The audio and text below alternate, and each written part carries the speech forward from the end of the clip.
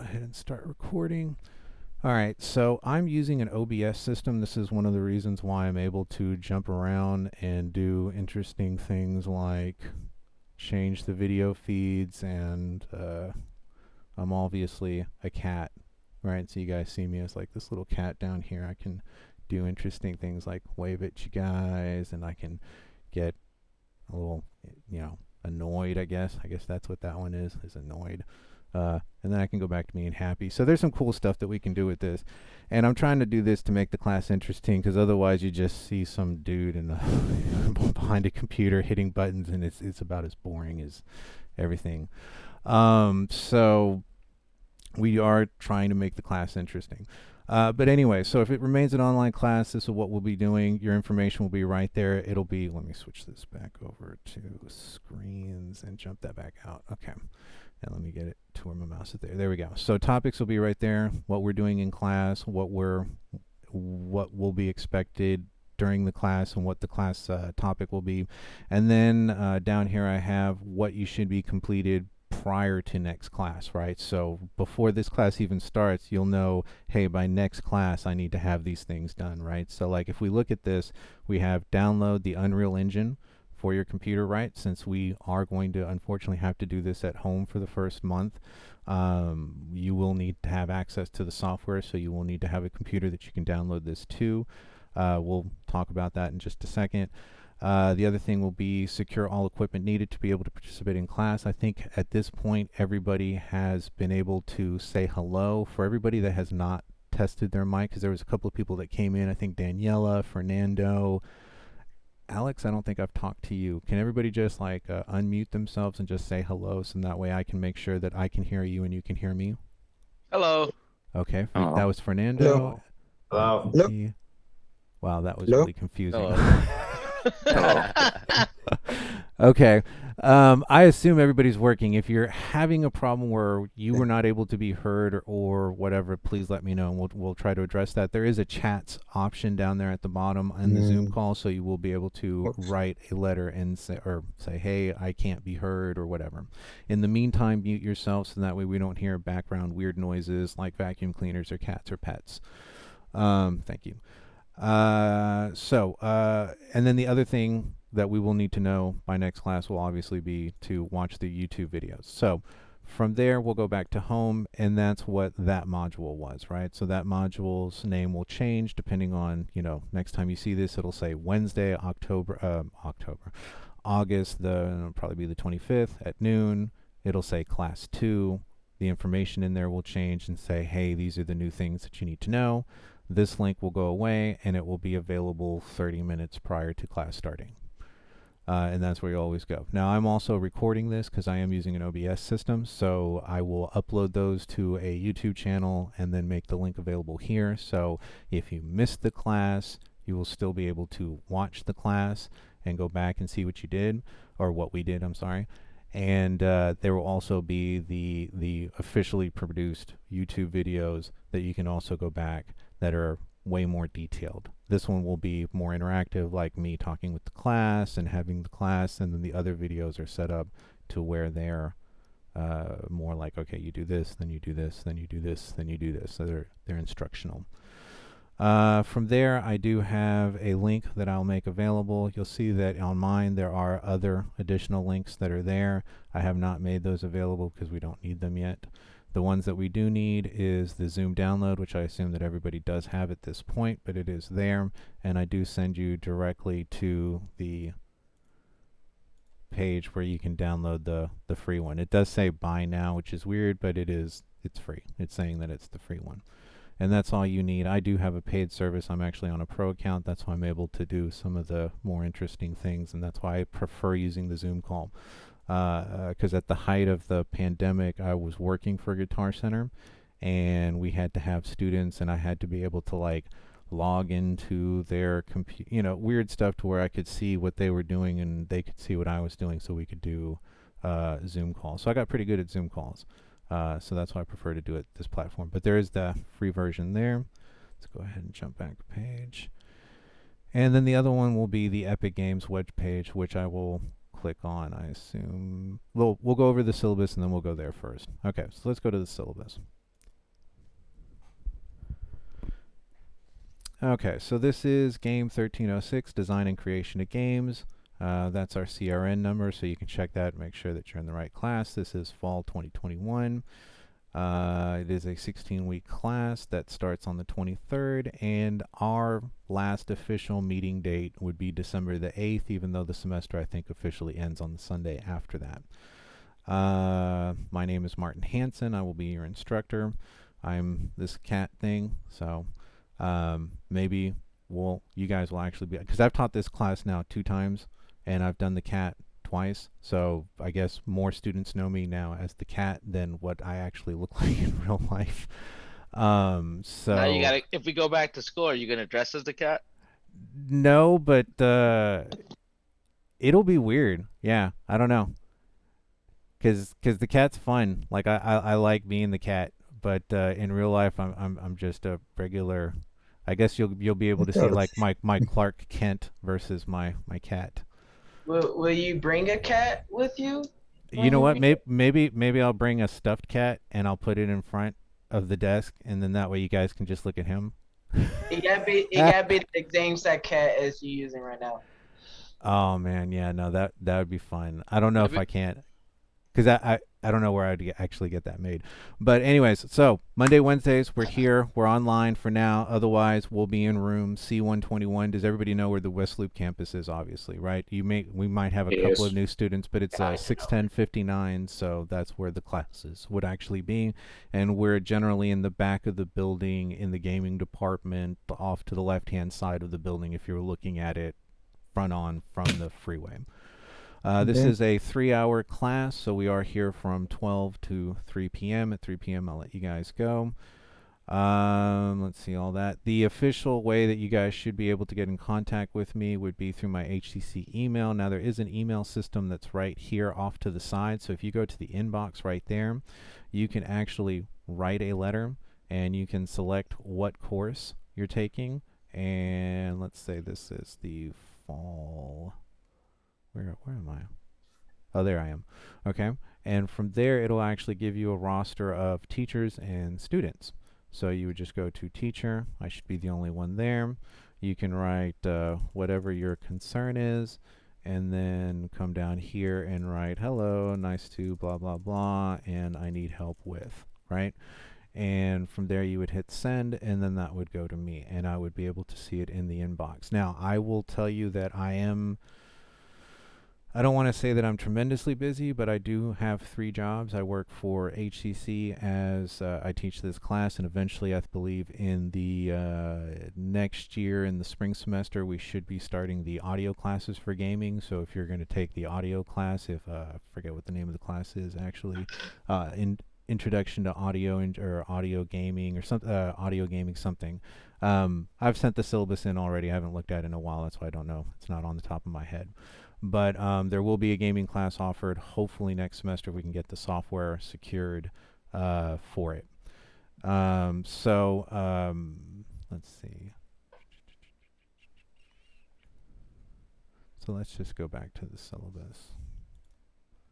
Yeah. I don't want to be rude. Yeah, I'm having trouble following because the low quality on the video. Okay, so if you're having quality issues with the video, that may be on your end because I am using an OBS system, and for the most part, I'm actually watching a version of this. I'm actually logged in as one of the students myself on a separate computer, and I can actually tell that there is a small delay, but there's not anything that you would notice at all as far as quality. So if you're having a quality issue, it may be your internet. You might want to get closer to, if you're on a wireless, you might want to switch over to an Ethernet connection, so then that way you're directly connected to your router. And if you can't do that, get as close as you can to your wireless router, so then that way you get the best signal possible. I think I have to switch to the high connection one because the 2 frequencies. Yeah, I'm not going to be able to sit there and tech through because we don't have the time to go into teching what's going on with your wireless. Like I said, I do have a version of this that I am recording. And if you need to, you can always go back and watch the recording if there was a part that was fuzzy. That's why I'm doing the recording. So if you do have an issue with your internet, you will be able to go back and watch what you missed. Yeah, yeah, I can. it's just the bit rate's a bit low, but I guess we Yeah. can just watch the recording. So zoom in. do you Sí. just mean what, like the pues, image Like seems? it seems like it's running like at 480p instead of like 1080p, for example. Yeah, that's what I was going to say. It looks like that for me too. Oh, Yeah. okay. So you guys are actually seeing a smaller version. No, it just like it looks like the bit rate is really small and it's being Very. stretched. It's more like we can see what you see is just not in a good quality right now. It's Okay. just All right. like a Well, big movie. And I have fiber, so it can't be my. got it. Let me see if there's anything that I can do with my output for OBS, because that's where I'm actually getting my video signal from. So let me see if we can get that fixed up real quick. It's possible that OBS is putting all its focus on bit rate towards the background of the cat, and maybe that's where because that's a No. static shot for the most part. So No, the thing that's happening here is when you go into OBS and you set up your thing, your oh, hold on, let me go to. I know what it is. I just gotta find it. Oh, also, Professor, I think what you was talking about, like what you was going to teach next spring, Yeah. the interactive game audio. Is Yes. that Yeah, that's Yes, the name of the class. I'm taking that next semester. Oh, fantastic. Hopefully we have the software. So, okay, so there's the previewing scale. So this is at output. Yeah, okay. So my output is at 852 by 480, which is probably what you guys are seeing. yeah, pump it up a bit and see what happens. Yeah, that's If you what can, yeah. No, absolutely. Yeah. Let me just deck link output timer. Settings. There we go. And output. So, how's everybody's day? Huh. Mm, We're gonna learn how to make games. That's how good it is. I'm excited as well.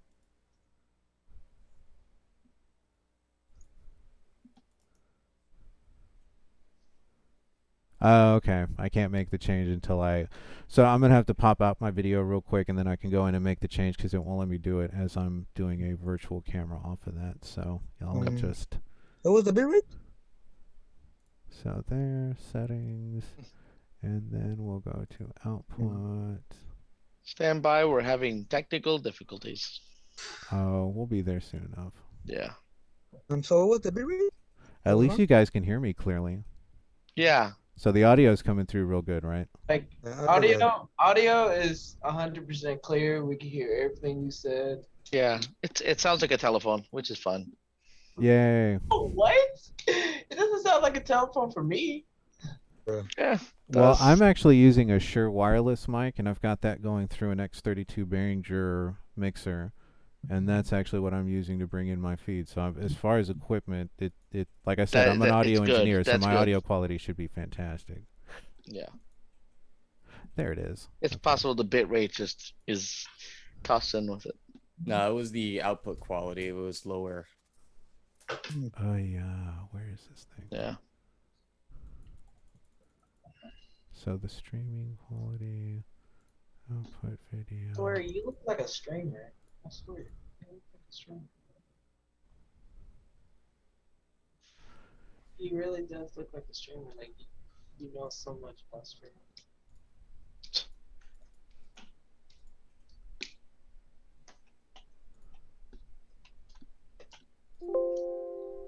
Uh-oh. Didn't like that.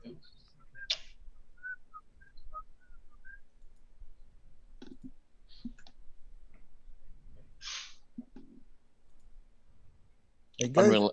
Unreal Engine rules, by the way. So if you guys have not used it yet, it's awesome. Okay, does that look a little better? Mm, the same. It's the same, but I think we can manage. You know. Yeah. Oh, let's I let think we Brian should in. just move on, and then maybe like next class, hopefully it just gets better. We should Okay. just- Well, the recording is definitely going to be the quality of the video that I think I'm seeing, because I am seeing a version of this on OBS that doesn't look stretched out, which is I guess what I'm seeing and not what you guys are seeing. Um, hmm.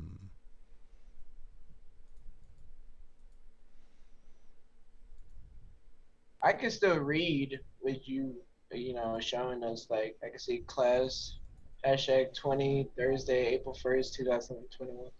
Yeah, It's It's a legible. little. It's just not as good as it could be. Okay, well I'll work Yeah. on that for next class, and we'll definitely get that a little bit better.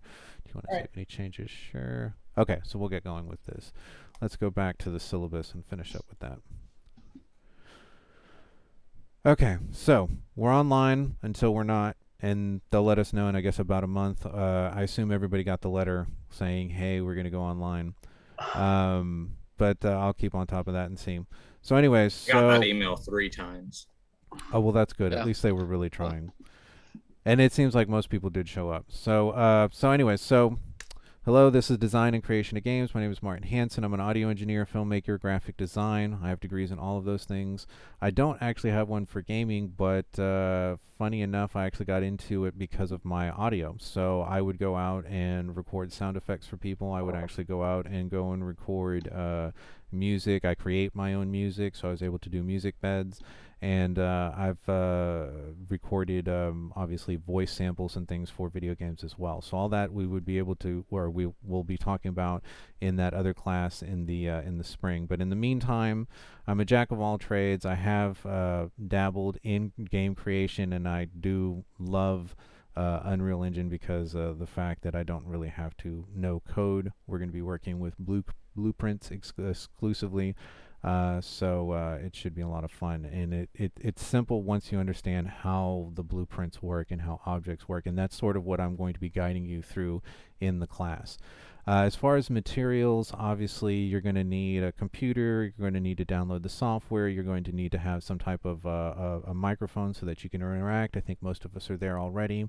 Hard drive space. As far as the computer is concerned, I would be looking at something that has at least 16 gigs of RAM on it. 32 is going to make it a lot easier, especially when you start doing rendering and things like that. The computer that I'm actually going to be working from is going to be a 64 gig computer, so I just recently bought that one. It's a gamer laptop. It's an MSI. I did do a couple of upgrades to the memory, and because I think I originally bought it as a 8 gig computer, but it was expandable up to 64. So it's always important to see where your expandability limits are on the PC and stuff that you're purchasing, if you are going to purchase anything. Eventually, I think most of us either have played games before, so we're probably on some type of a gaming computer, or at some point you're going to purchase a computer, so it would be important to know to make sure that your computer has enough stats in it. So 64 is fantastic, 32 is great, 16 is just cutting the mustard, and 8's really not going to do it. So if you're on a PC, the place that you would go to check this would be down there at the bottom on your folder menu. You would go over to this PC, you would right click on it, go to properties, and then from there you should have a panel that opens up, and you would see that what your installed memory is. This is actually a separate computer that I'm doing the broadcasting from, so this one's set up at 32.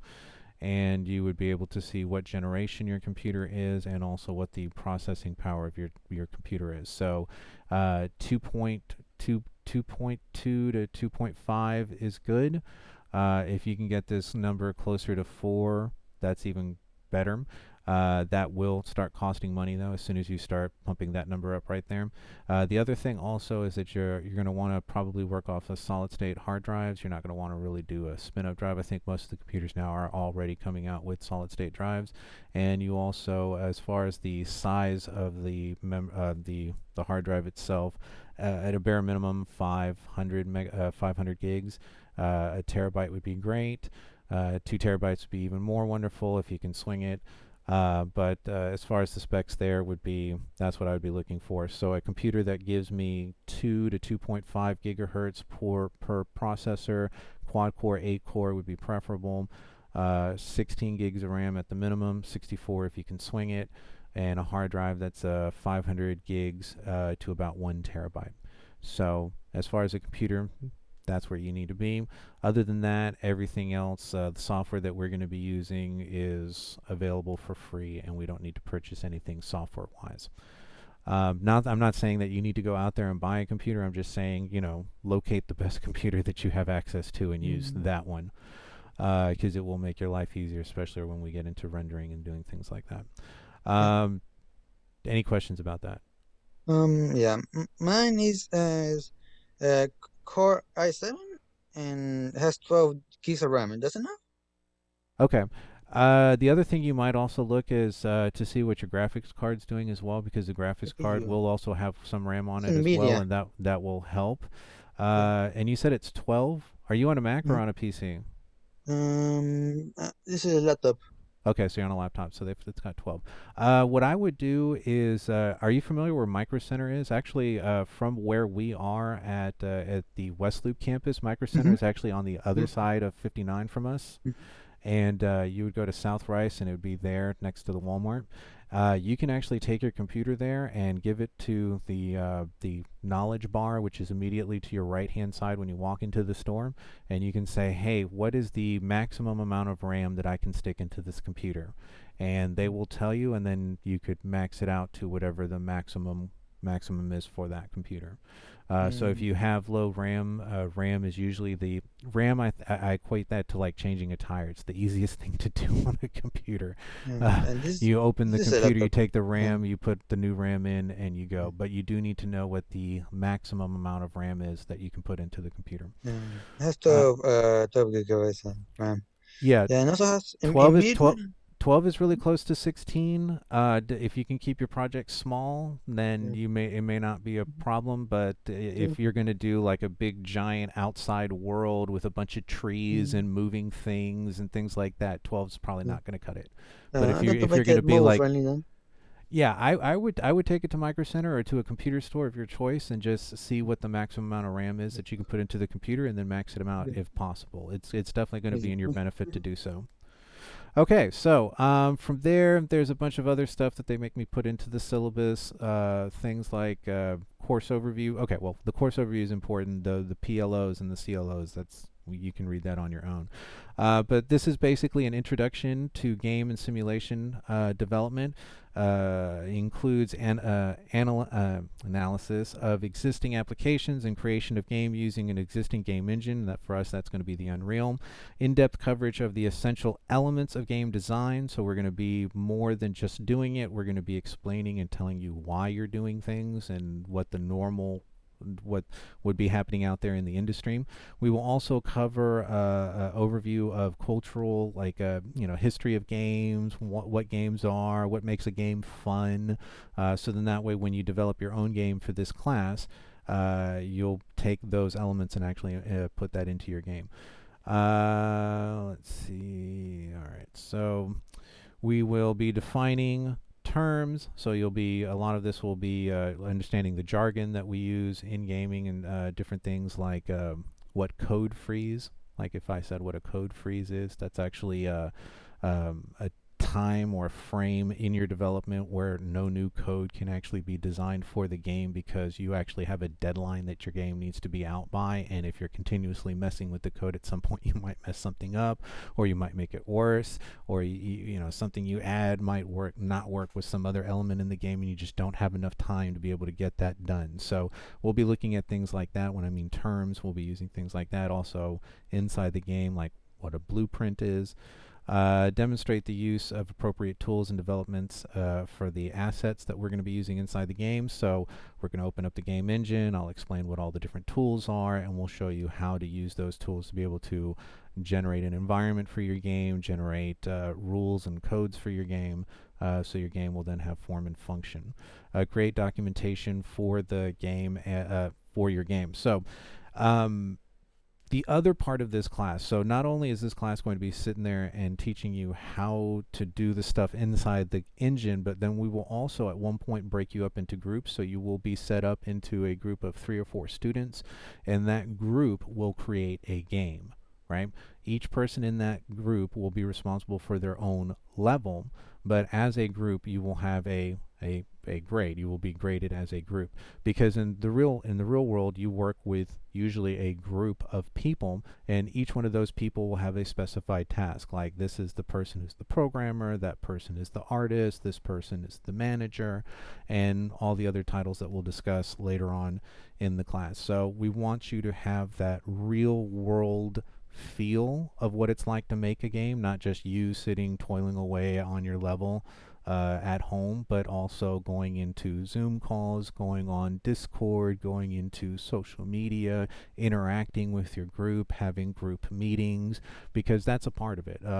On the games that I've worked on before, that I've been on other projects, there's all sorts of meetings and files exchanging, and you need to have this file, so then that way you can load that into your game, because that's the material that you need for the skin of that column or something, or here's the code that you need, this is how you're going to put it together, and you guys will work those things out during your meetings. So we'll be doing our meeting in here, the big meeting, the 3-hour meeting, Monday on Wednesdays from 12 to 3, and then you guys will be breaking up eventually into your own groups, and then doing your own meetings and having all that. So there's that other part. I'll let you guys read that on your own. Let's see. Let's get to the important part, which is how you guys get your grades. So there will be labs. There's going to be 12 labs. There's 11 that are assigned, and then there's a bonus lab. So depending on, by the time you get to the bonus lab, you'll have already been broken up into your groups, and then you'll look at the different bonus labs and you go, oh, maybe I want to make a flame torch, or a blowtorch, or maybe I want to use an anti-gravity system or something like that, and you'll do that bonus lab, and that will count as your 12th lab. So you'll have labs. The labs are going to be the pre-made videos that I told you about that are on YouTube that I've already created for you. And actually, if I go back to home, you can see on my page, you guys can't, oh, well, this is the wrong class. Yeah, that's the wrong class.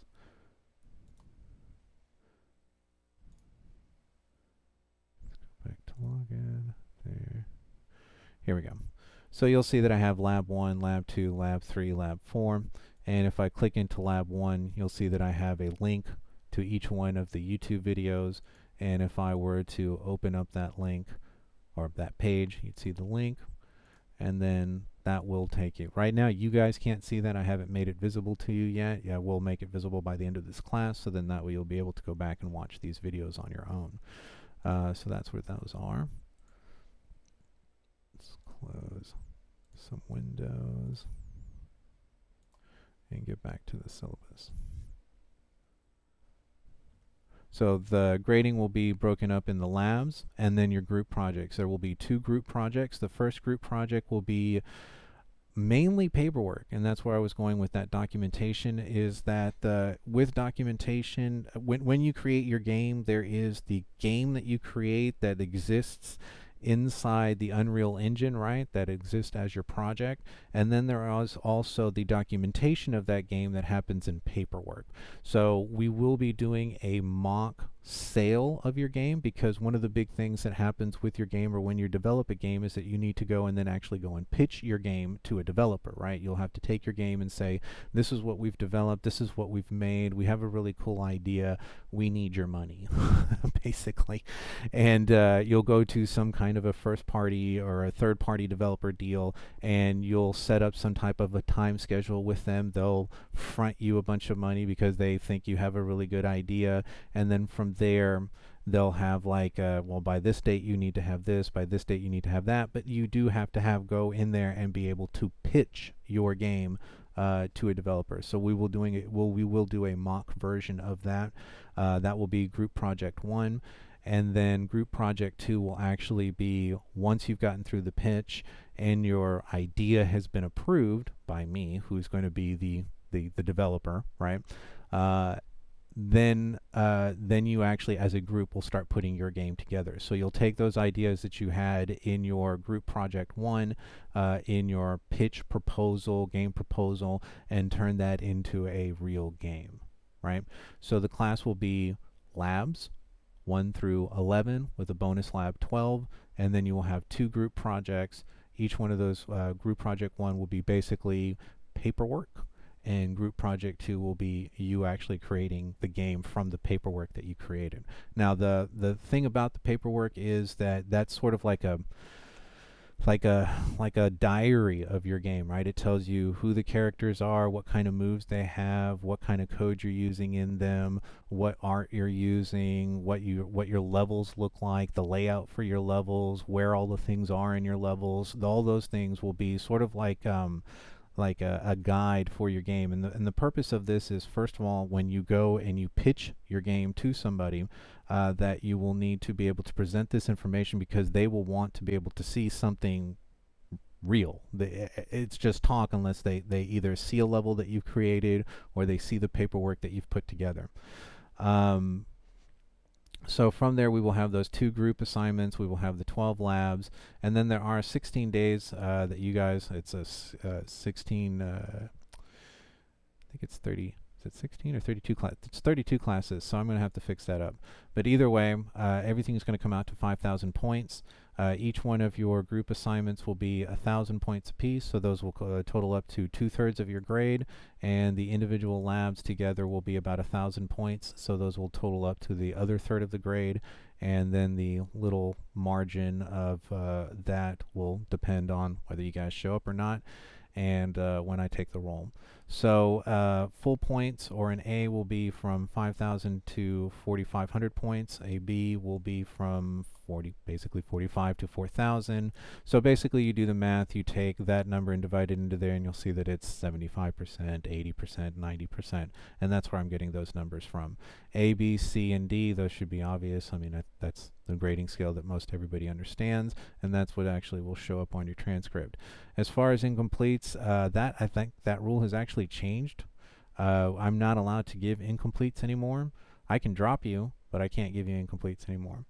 So most of the time what an incomplete means is that you made it past the drop date for the class, and now you're stuck with it. You're stuck with whatever grade you had. And the idea of an incomplete would be that something horrible I would assume something horrible happened and you weren't able to show up for class, personal injury, family drama, whatever, and you really wanted to complete the class, but something stopped you from doing that. So you could ask the college to give you an incomplete, and then from there you would have to finish the assignments, but you do have to have at least 85% of your coursework done for that incomplete to go in. Anyways, I think that's enough on that. What else? Course calendar. All right, so you'll notice that I do color code my calendar. There is a blue section, an orange section, and a red section. The blue section is basically going to be mainly instruction time. This is going to be me doing lectures, showing you how to do things, opening up Unreal Engine, running the engine in front of you, and showing you how to do things. Today we'll actually try to actually get through Lab 1 if we can. If there are lectures are basically going to be PowerPoint tutorials where I will be running through a bunch of slides and giving you additional information about things. So like when we look at lectures, we see what is a game, game history, the game industry, what is a game proposal. So when we get closer to starting Project 1 and things like that, after I break you up into groups, you'll see that there are lectures that have to deal with the role of the different members in the group, what a production cycle looks like as far as like when you start a game, how you get into it, what happens next, and then finally what happens when you finish the game. And you can actually see the list of all the labs there. So when we look at this, Lab 1 will be an intro to Unreal Engine. Lab 2 will be creating interior spaces. So by Lab 2, we will already create a house. We will create a staircase. We will create a hole through the ceiling or the floor, depending on how you're looking at it, to be able to get your character to be able to walk upstairs. We will be decorating the house with materials, chairs. I will show you how to download what are called packs from Unreal Engine, so then that way you can actually have more materials or static meshes that you can use for your games. I think that actually that would actually be probably Lab 3.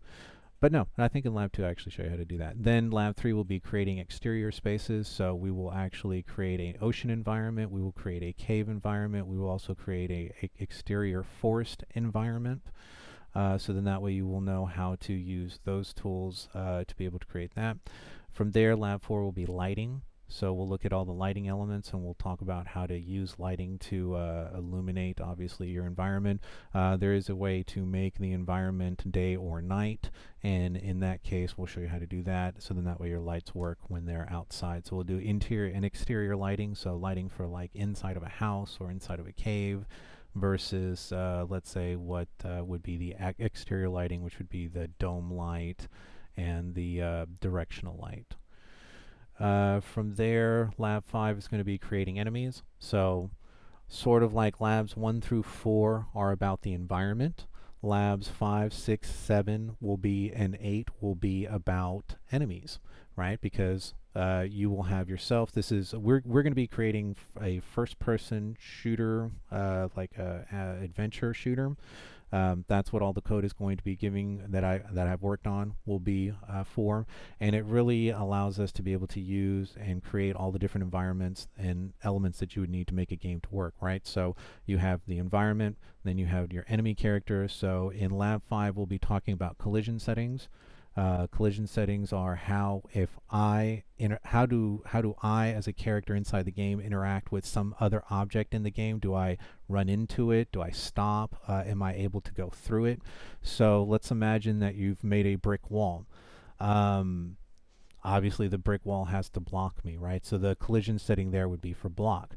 Now, if I had turned that same wall and instead of putting a brick material on the outside of it, I put, let's say, something that kind of looked like transparent, sort of like a glass, and made it kind of look like lasery, like green, sort of like a force field, maybe my character might be able to walk through that now, right? So that object now, instead of being blocking me, would actually be what would be called ignore. Right, so that would be my collision settings. So that's what we'll talk about. That's the first part of setting up enemy characters, because obviously they need to hit you, and if they hit you, then something's going to happen to your health bar, or something's going to happen to some other measure. So then that way you know when you win or lose inside the game, right? So the Lab 6 will actually be about navigation settings. So the enemy characters, you can actually set up zones for them. So if you want to set up an enemy character to only be in one room and not be able to leave that room, or maybe they're in some zone inside the forest and you don't want them to walk out into the village or where the people are, you can zone the characters and you can keep them there. And that's what the navigation settings are, is they set up rules for how the enemy characters or pawns and characters will be working inside the game, like where their limits are, how far they're able to move, and we'll be talking about setting up multiple zones. So you can actually set up zones around characters and keep them to certain areas. From there, Lab 7 will be about creating more dynamic characters.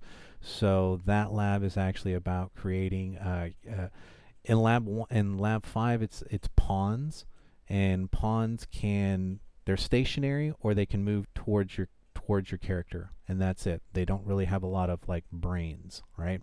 Whereas a dynamic enemy actually has more things that are happening, right? So there, instead of using a pawn, we'll use a character that would have things like the ability to be able to walk, jump, so more dynamic characters, right?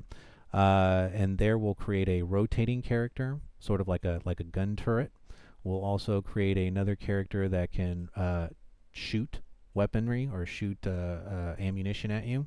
I call them Nerf balls, because you'll see what I mean when we open up Unreal Engine.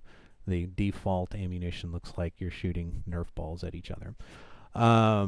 But anyway, so dynamic characters. Lab 8 will be about health and damage systems. So how do we get those interactions, those collision settings between you and the enemy characters, or you and the ammunition or projectiles, to create a condition that then makes your health bar go down, and then how to create a lose or a win condition off of that, right? So as soon as your health gets to 0, You leave the level that you're in, and all of a sudden you're in another level that shows you a screen that maybe has 2 buttons that pop up that says you lost, do you want to play again? So we'll talk about menus, which is actually what Lab 9 is about. So no, Lab 10 is creating menus, and in Lab 9 what we'll do is we'll create more dynamic levels. So instead of everything in the level being static, for example, in a platformer, right, you have different platforms that are moving up and down. You might have things that are moving together, and your character has to jump over something, and if the timing's not right, you'll fall into the pit where the spikes are and you die.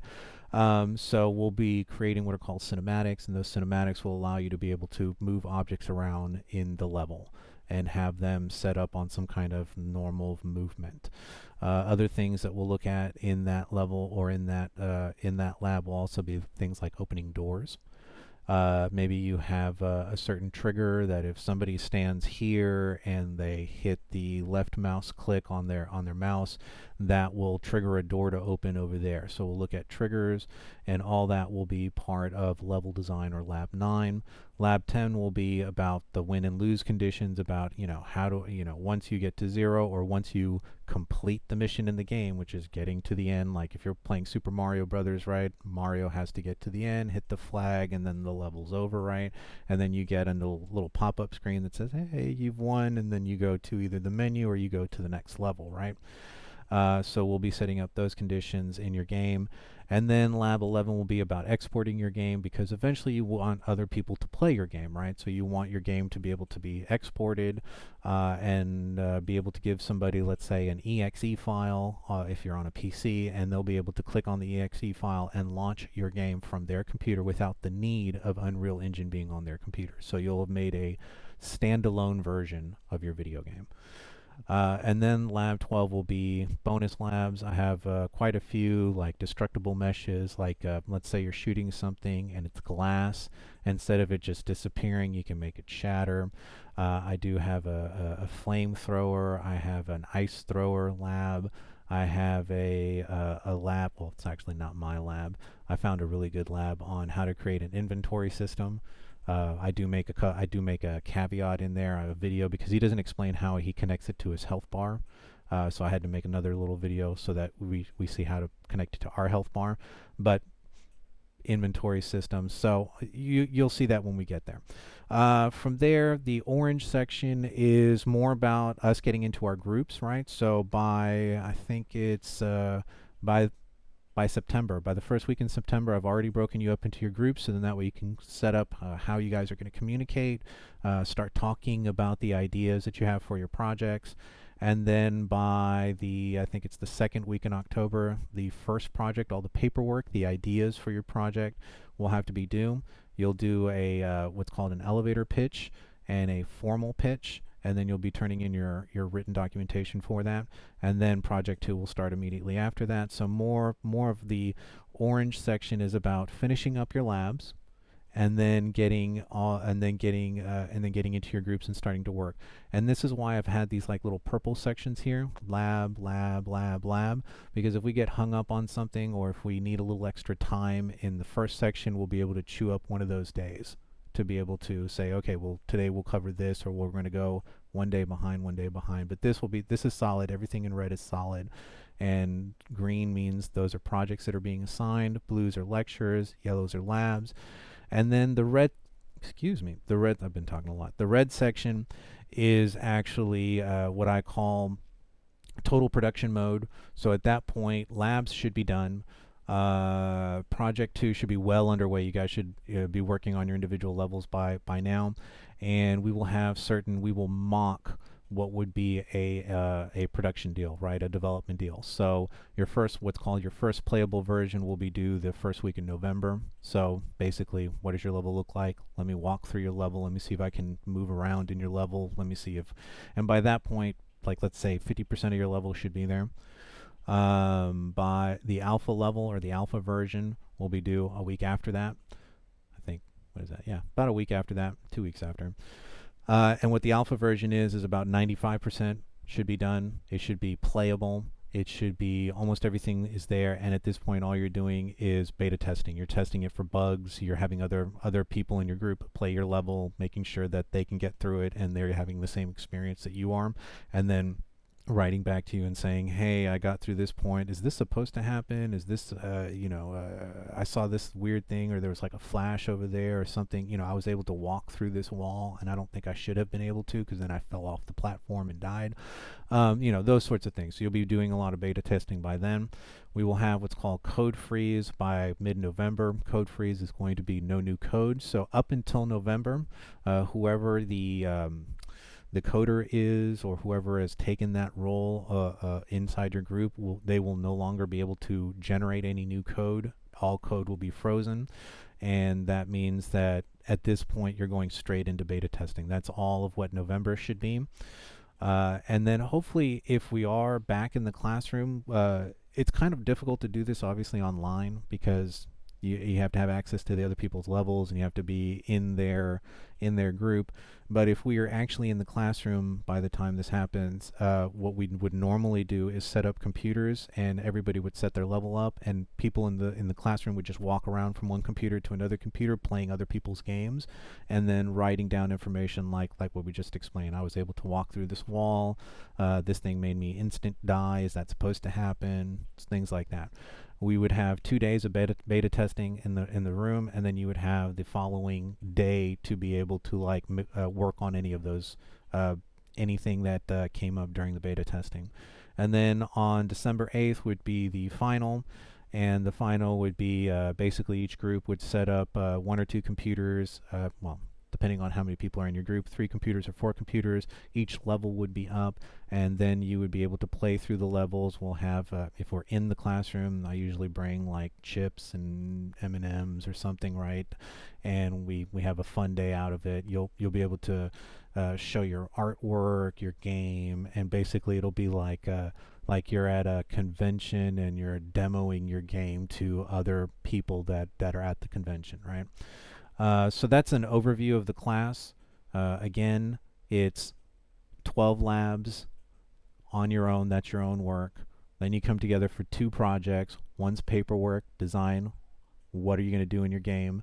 You're going to have an elevator pitch, a formal pitch, to try to get a deal with, or a development deal with, a production company. And then from there, once you get your deal, you start actually making your game. We go through the mock version of what that would feel like in the real world, right? From all these due dates that have been assigned for you, and then work through each one of those as they come through. Any questions about that? I have a question. Sure. So basically, our final for the class is just playing games. The final for the class is developing a game, but yeah, the final day would be us coming in and playing the game. Yeah. That's cool. It is a gaming class. I mean, I'm not gonna just throw trigonometry at you on the last day, dude. That's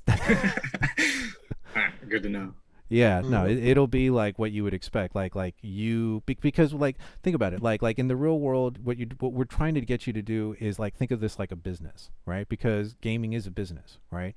You're going to work with other people. You're going to have to develop skills, and how do I get on the internet? How do I log into Discord? How do I send files on the internet? How do I use an FTP site? How do I use this? How do I use that? And if you have that experience, then the next time you have to do it, it's easier.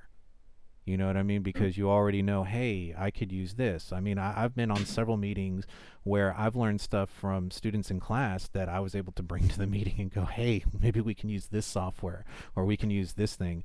And they're like, yeah, dude, that's great. And it's because I learned it from some other meeting.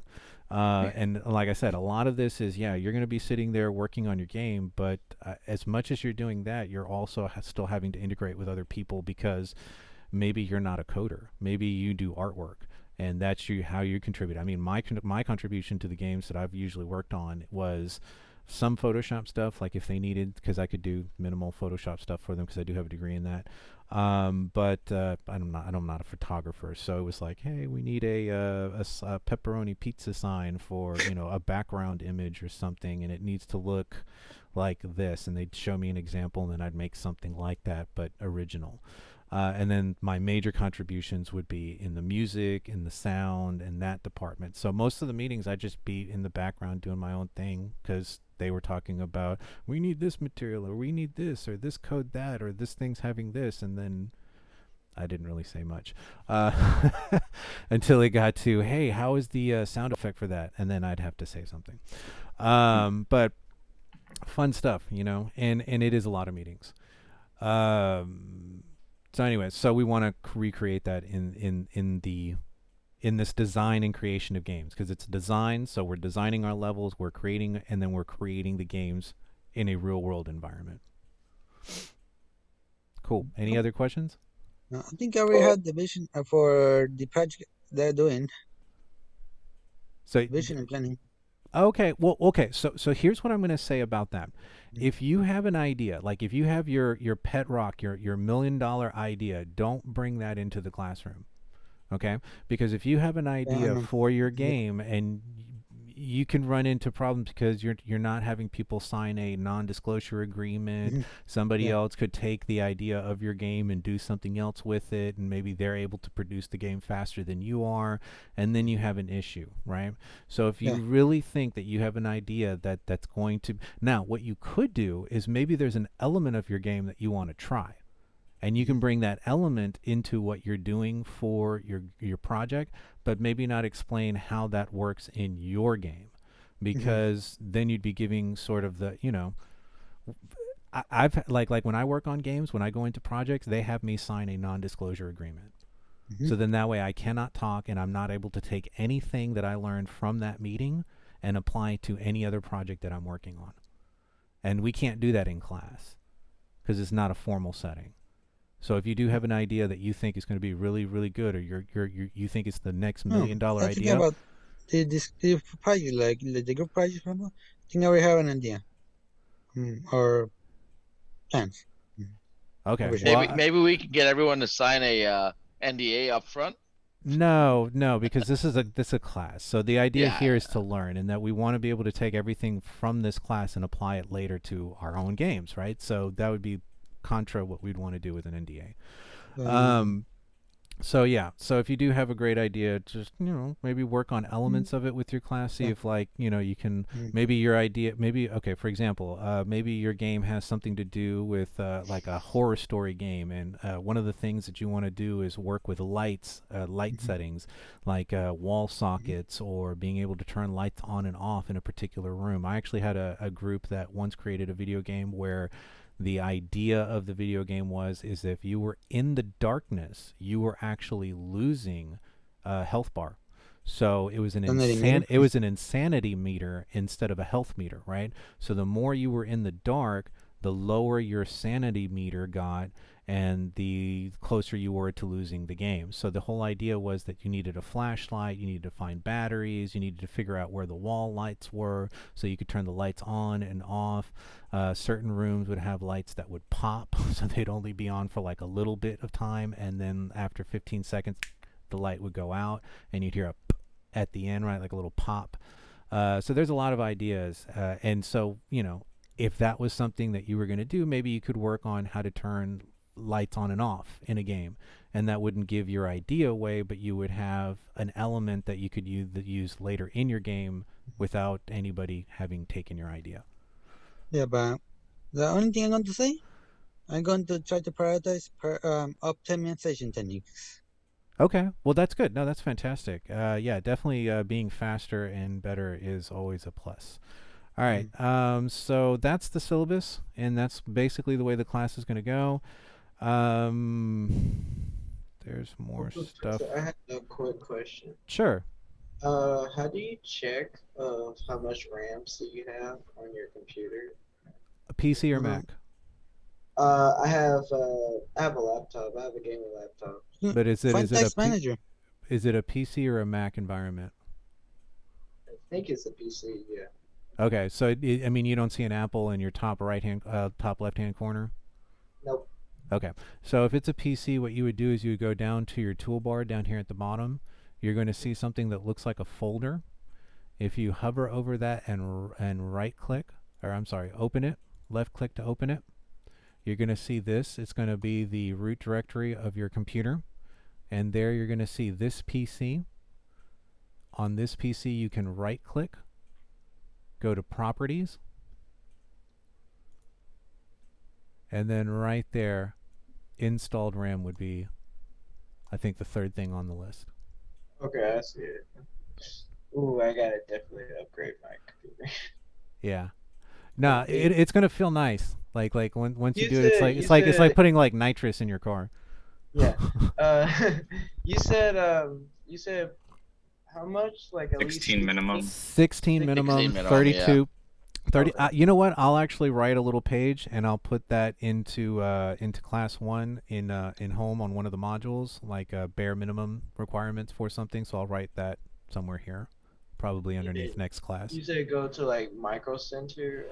Micro Center is the place that I always go to. I like them because it's sort of like a superstore for computer nerds.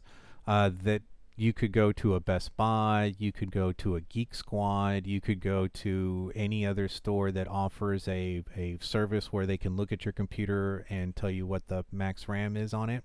Now, the other thing you can also do, it's a little bit more difficult with PCs, but you can look up your PC. So if it's look up the brand, MSI, Acer, whatever, and then see if you can actually find your version of that computer and see what the stats are on it. And if you if you can look at the stats, it will tell you what the maximum RAM is that computer or that the motherboard can take. Okay. But it's easier to go get the nerds to do it. Yeah. And Especially if we wind up on campus, Micro Center is right there. Like, it's Yeah, literally an you can- 8-minute drive. you could almost walk to it, although you have to walk through freeway, so I don't recommend it. But yeah, Maybe we it's, could do a field trip there. I'm joking. I could definitely point in the direction that it's in from the classroom. Yeah. We can use It's like Google it- Yeah, Maps. like I know where it's at, but I'm just saying, like I'm just Yeah, restating. depending on where you stay, like maybe Micro Center's not close to you because you don't live near the campus. But if you have, I don't think the Fry's exist anymore. But you could have gone to Fry's. You could go to a Best Buy. You could go to a. I would not go to a Walmart. I know sometimes Walmarts and Targets have like technology sections where they like sell different things like TVs and stuff, but I wouldn't know. I would go to Walmart, Micro Center like- because they know, or go to a Knowledge Bar or the Geek Squad at a Best Buy. Maybe for some of the students, you could also put like a way for people to check which video card they have. Like it's just press start and press the start key and press DX type DX DIAG, and it'll help you. It'll show you what your computer is and what your video card is in case you need to know. I actually already have an FYI video Okay, that I'll put up great. that is actually talking more about how to do something in Unreal to reduce the amount of RAM that you're using on your material, especially when things are far away.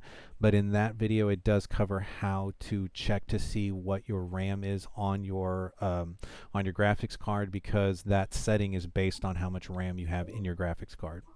Right. So yeah, I there have is a a video. question. Sure. How much does it cost to actually increase your RAM? It depends on the type of RAM that you're using. So is it DDR, DIMM? So it just depends on what RAM it is. But I recently upgraded like the laptop in front of me, and that one is 64 gigs, and I spent about $350 for that RAM. But it's 64 gigs, so I think it's about 150 to 200 for 32 gig, depending on what it is. And then I think 16 gig upgrade. And remember that it's usually a dual stick combination. So when you go and buy your RAM, you're going to have to usually buy it in pairs. So if you're getting 16, if your computer can handle 16, then you want to get two 8 gig cards. If your computer can handle 32, then you want two 16 gig cards. This computer in front of me is running two 32 gig cards. That's why it was $300, because it's two 32 gig cards.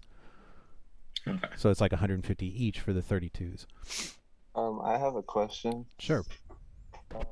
What can you do if you have like no access to any of this? Well, hopefully what's going to happen is the school's going to open up, and usually we'd be using the computers at school that would be standard. I think they have six. I haven't actually seen a classroom in about 2 semesters, so I haven't been in front of whatever the computers are. And I know that they rotate the computers out depending on. HCC's got tons of computers, so sometimes we get new stuff, sometimes we don't. Sometimes you're in the right lab that's got the new computers, sometimes you're not. Usually my lab would have the newest computers because that's the one that we use the most to teach out of, and that one is set up with the stuff that we would need. And I think that one last time I was in there was 16 gigs per computer. Hopefully they've done an upgrade and got us up to 32, but that 16 would be enough to be able to do what we're doing.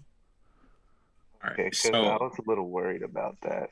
Yeah, me too. So if we have an 8 gig computer, then are we just like barely holding on until the 4 weeks are over and we go back in person? Well, I would tell you this, that we're not actually doing anything super complex in the first labs 1 through 4, which would be the first about month of what we're doing. So you can actually, because what ends up happening is, depending on how many things you've brought into the level, depending on how many of them are geometries or static meshes, depending on how heavy the materials are that you're putting on them, they will start weighing your game down, making it need more processing power to get all those things in. If you're using things like a lot of active shadows and the game has to produce those in real time, well, then that's using RAM, right? To get through the class, like I said, this is an introductory level class, so we're going to be creating a house. It shouldn't kill your computer to be able to like make a 3-dimensional structure inside, add a couple of lights, and put some materials in there. Where you would experience some downtime would be if you've got a very extensive world with a lot of different materials, and there ends up becoming a material count. How many materials you're using, how heavy those materials are, and like I said, there is an FYI video that I've already created that shows you how to deal with that to be able to reduce the stress on your RAM. But definitely, I mean, if you can upgrade your RAM, then I would definitely do that. If not, keep everything to a minimum, and then when you get into class and you get on the class computers, you'll be able to do more. If we hopefully actually go back to in person. I know. I hope the class is so much funner. Well, the cat makes it fun, but the class is so the class just it's better greased when we're in real world, because then I can see your screen, I can point at things, I can be like, do this, and then we can take a break, and then I can see everybody work on something, and then I can go back into teaching. Where here it's sort of I got to plow through everything because we got 3 hours, and it's kind of weird because we're not in person. So do you actually know if the construction on the game area will be done by the time the 4 weeks is up? It's not construction. The reason why we're closed is because of COVID. Yeah, I know that, but when I went to the school like a week ago, it was like torn down over there. Really? Yeah, there was Yeah. a lot of construction. I went and visited the campus to get my student ID, and there was me a too. lot of construction. Interesting. Yeah, I'm like not I gonna said, cap, like it's like it's only because of that 45 not 45 north, 610 north. That's Oh, what okay. it So is. you guys are talking about construction on the freeway. I thought you were talking about in the building. No, in the Oh, building. I'm talking about in the building. No, Yeah, in the building. Yeah, it's In like our besides the building. freeway, the building Yeah. is also, yeah. West Loop, that's Center Loop. Yeah. Do you know Yeah. what side of the building they're actually working on? Because we're in the back all the way in the left-hand back. corner. all the way Yeah, in in the back. What are they doing?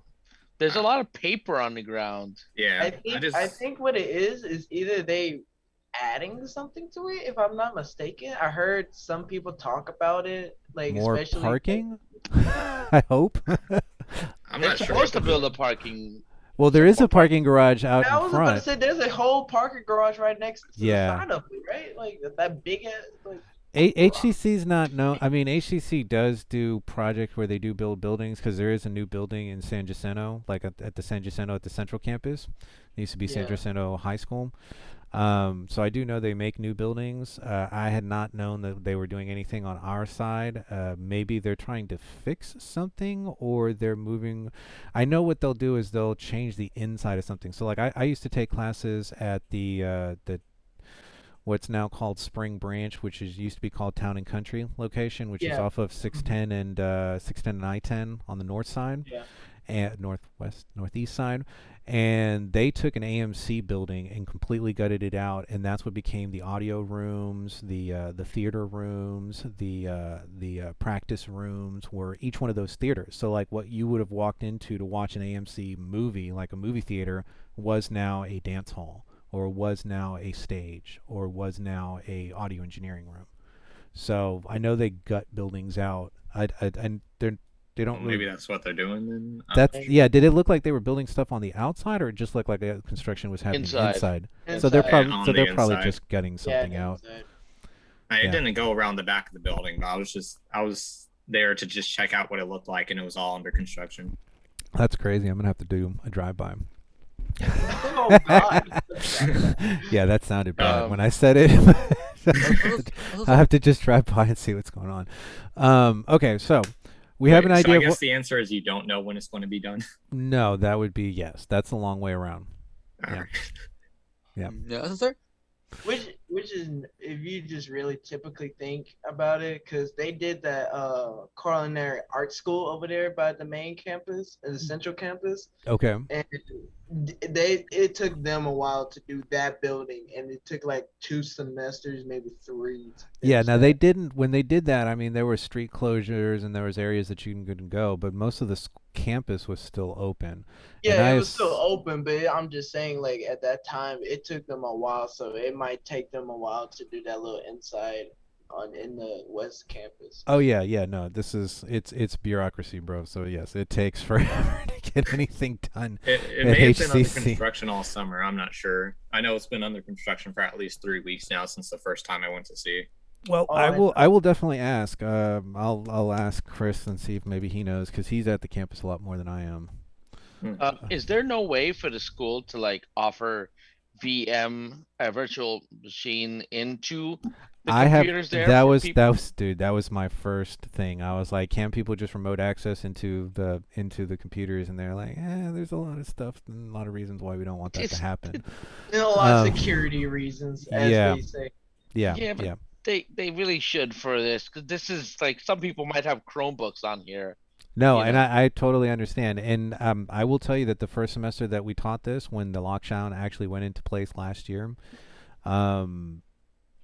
I lost half my class because they were relying on the computers in the classroom to be able to work on their projects and the classrooms to be open for lab for them to be able to then work on their levels, and none of that was open so I lost half my class. Like we ended up with 2 groups that semester, like maybe 8 students out of 20.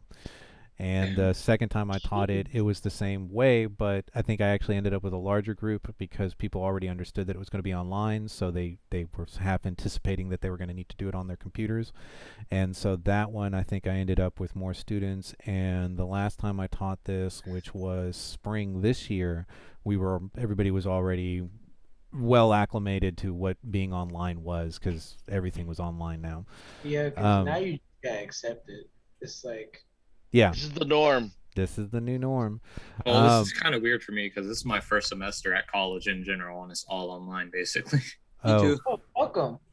yeah, Me that's too. crazy. Yeah, it's been a journey. Yeah. The parents are Uh, like, It's actually been a journey. Like, Yeah. I've been here for like, this is like my 3rd year or something like that, and I'm just 20. And the So first you time saw I the whole got thing. online, the first time I did online classes here since COVID started, yeah, it's been a rough, but then later on, I had to accept it because that's the only way I had to learn. Yeah. I'm just gonna wait a whole nother semester to take off just to wait to get back in class. I just Yeah. had to. wasn't for COVID probably being my 2nd or 3rd semester. I know. Yeah, no, I've been as a student. So just to give you guys a little bit of my background, I started off as a DJ back in '98. That was my first interest in anything electronic. From there, I ended up working at Guitar Center for about 2 years. 2 or 3 years as a sales associate. I realized that I needed more education so I could sell more stuff, and that was the idea, was I needed to go out and be able to do more.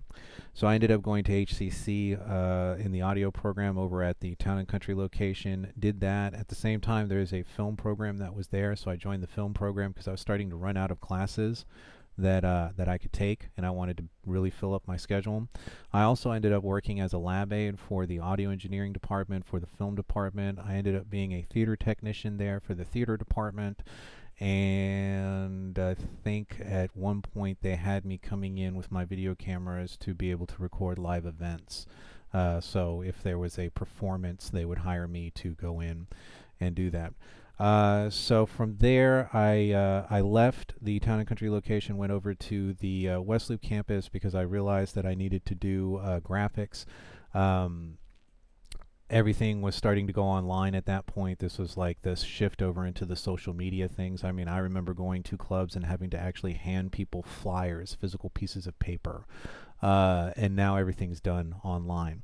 So once over at the West Loop campus, I was taking my communications degree there. So, how to do stuff, graphics and online and web.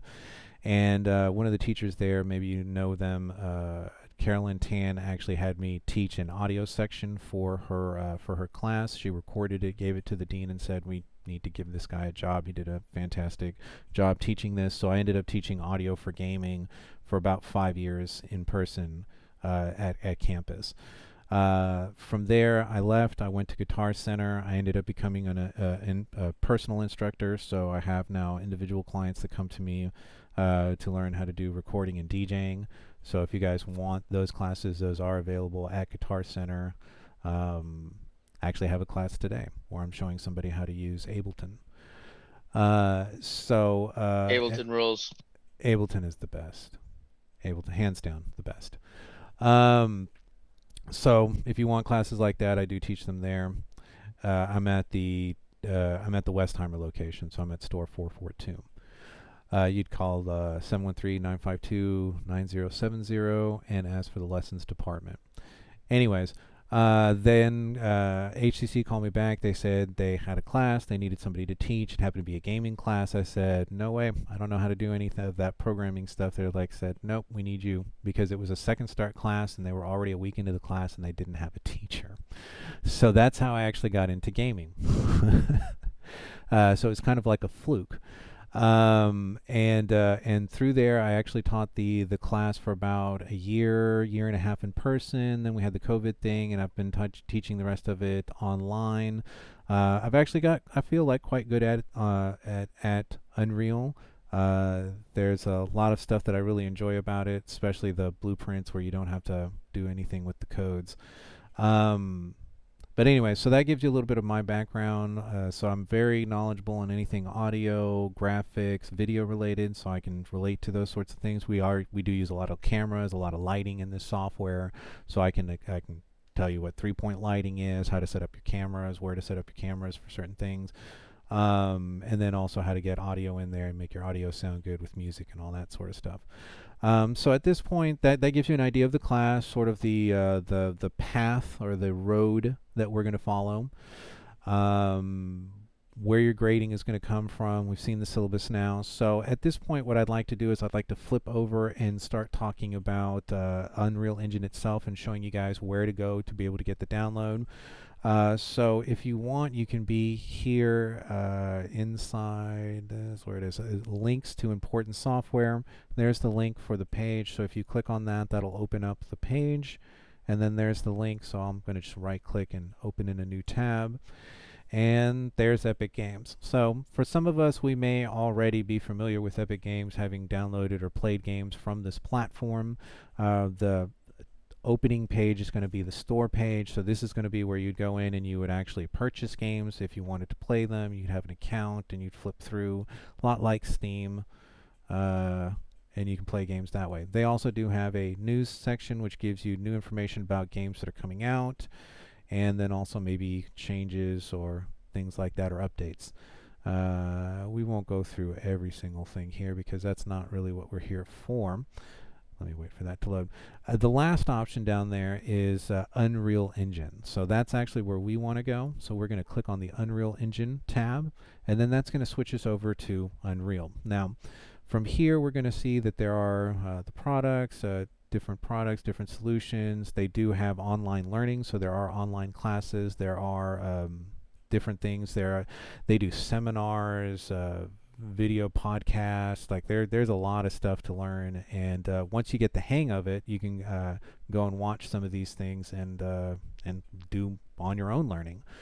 News and events. So if they're going to have some kind of special event or some new development, or actually just recently, which is great, because the newest version of Unreal just became available on Sunday, a day before our class. So like literally yesterday or Saturday, 4.27 dropped. And it had been, like all the video tutorials that I've made for you guys already, those are going to be in 4.25, but there wasn't enough significant differences. And I'm actually going to go back and watch my own tutorials and do the projects with you guys to make sure that there are no major changes in 4.27. And if there are, I'll make a supplement video and say, hey, this isn't working because in 4.27 they made a change. So if that does happen, I'll make a supplement video and I'll put that in with the list of videos and you'll see that. Otherwise, the stuff that we're doing is, I wouldn't say basic, but they didn't make any changes. There's not enough significant changes, I think, to the stuff that we're going to be doing that I'm going to have to make too many of those videos.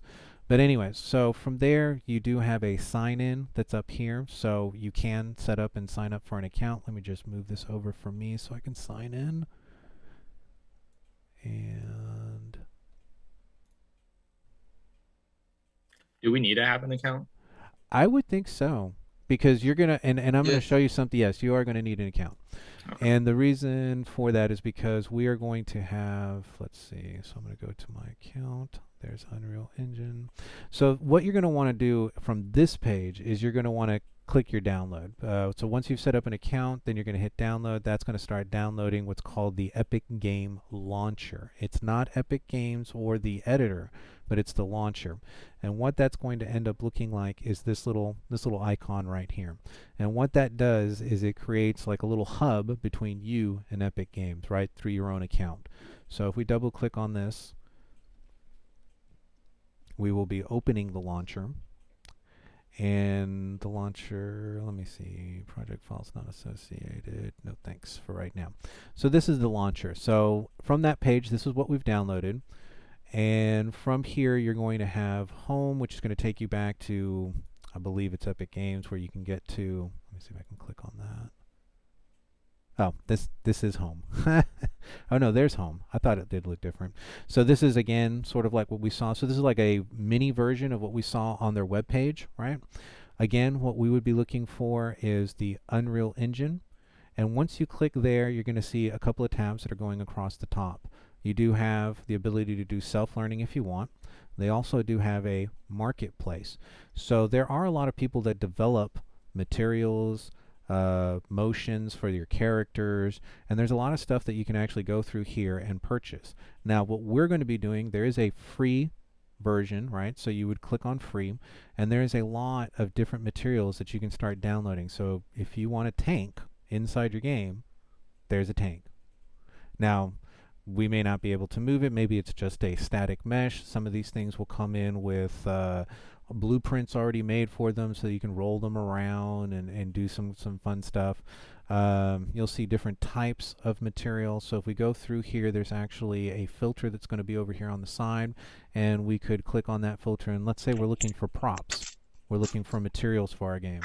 We could go there, and now we can find, let's say, an old school looking bedroom, or a modern looking building or shopping center, or an old school looking, I guess that would be like a treasure room. There's some new stuff in here. Oh no, I've already, so you can see that I've been through here already. A lot of mine are already, I've already downloaded them. So the marketplace, you can, like I said, you can go to home, you can see what the new things are, what they're being showcased. You can go here through browse and look for specific things like materials, blueprints, 2D assets, animations. There are different industries that Epic Games or the Unreal Engine, so a lot of architects might use it to be able to create a building or create an outside environment.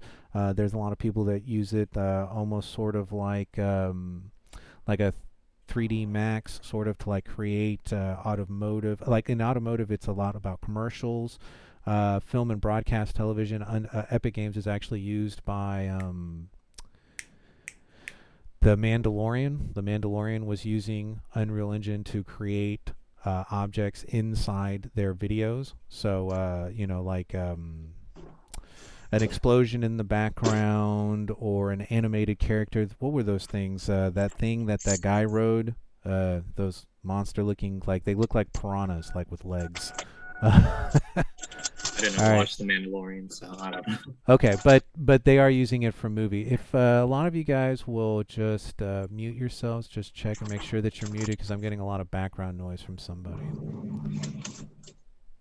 So let me just go through and let me just mute. Okay, thank you. Appreciate that. Now it's getting a little loud.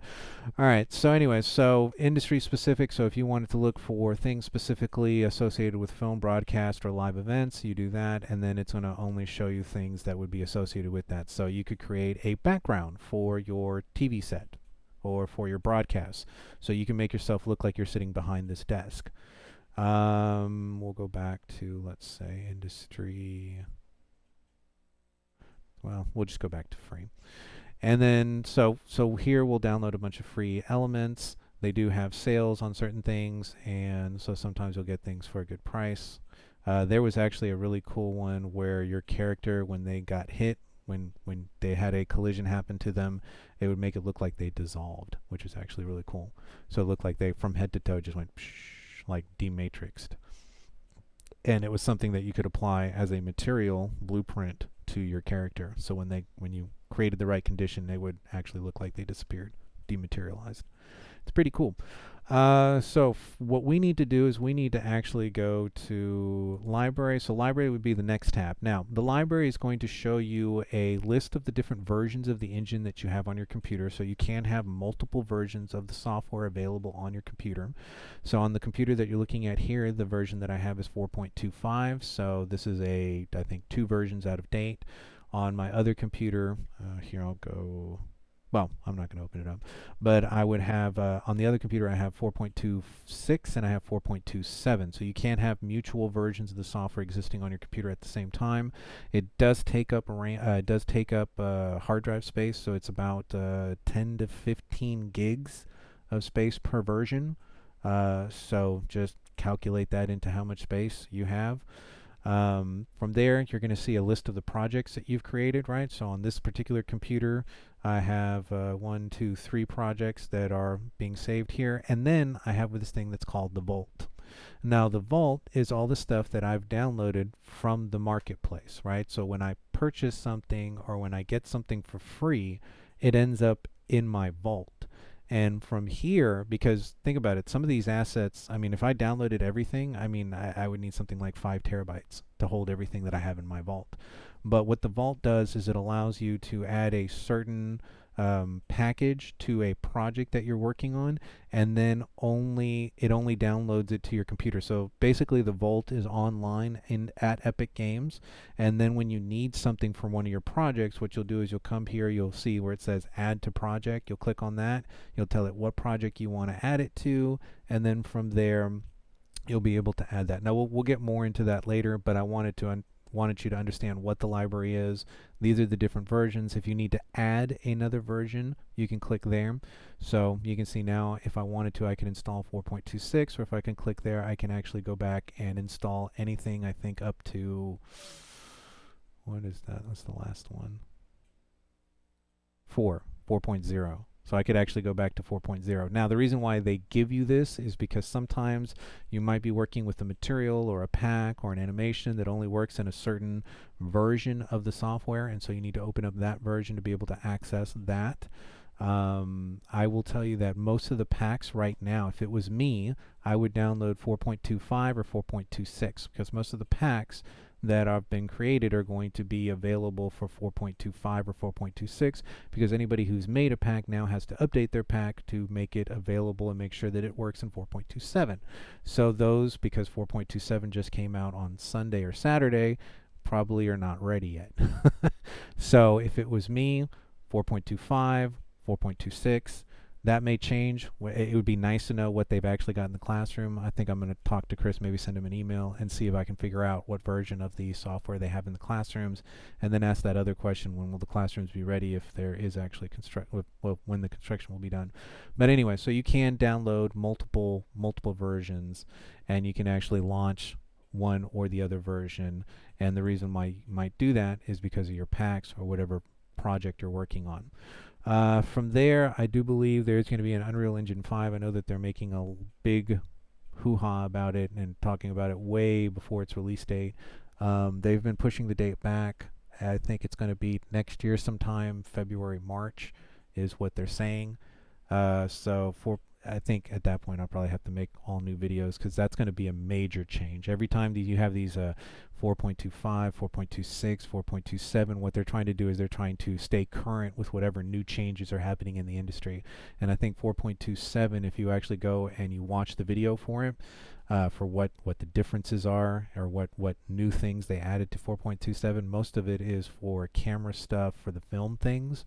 For like what I was talking about in The Mandalorian, as opposed to what we're going to be doing in creating our own games. So not much of a difference. So I would say 4.2, there is a difference in 4.24, so I wouldn't go 4.24 because there are differences in the layout. There's been a couple of things that have been moved, but if you download 4.25, 4.26, or 4.27, you should be okay. With 4.27 maybe, being cautious as the fact that you may not be able to import materials or packages into it. So 4.25 or 4.26. So that's the Unreal Engine right there.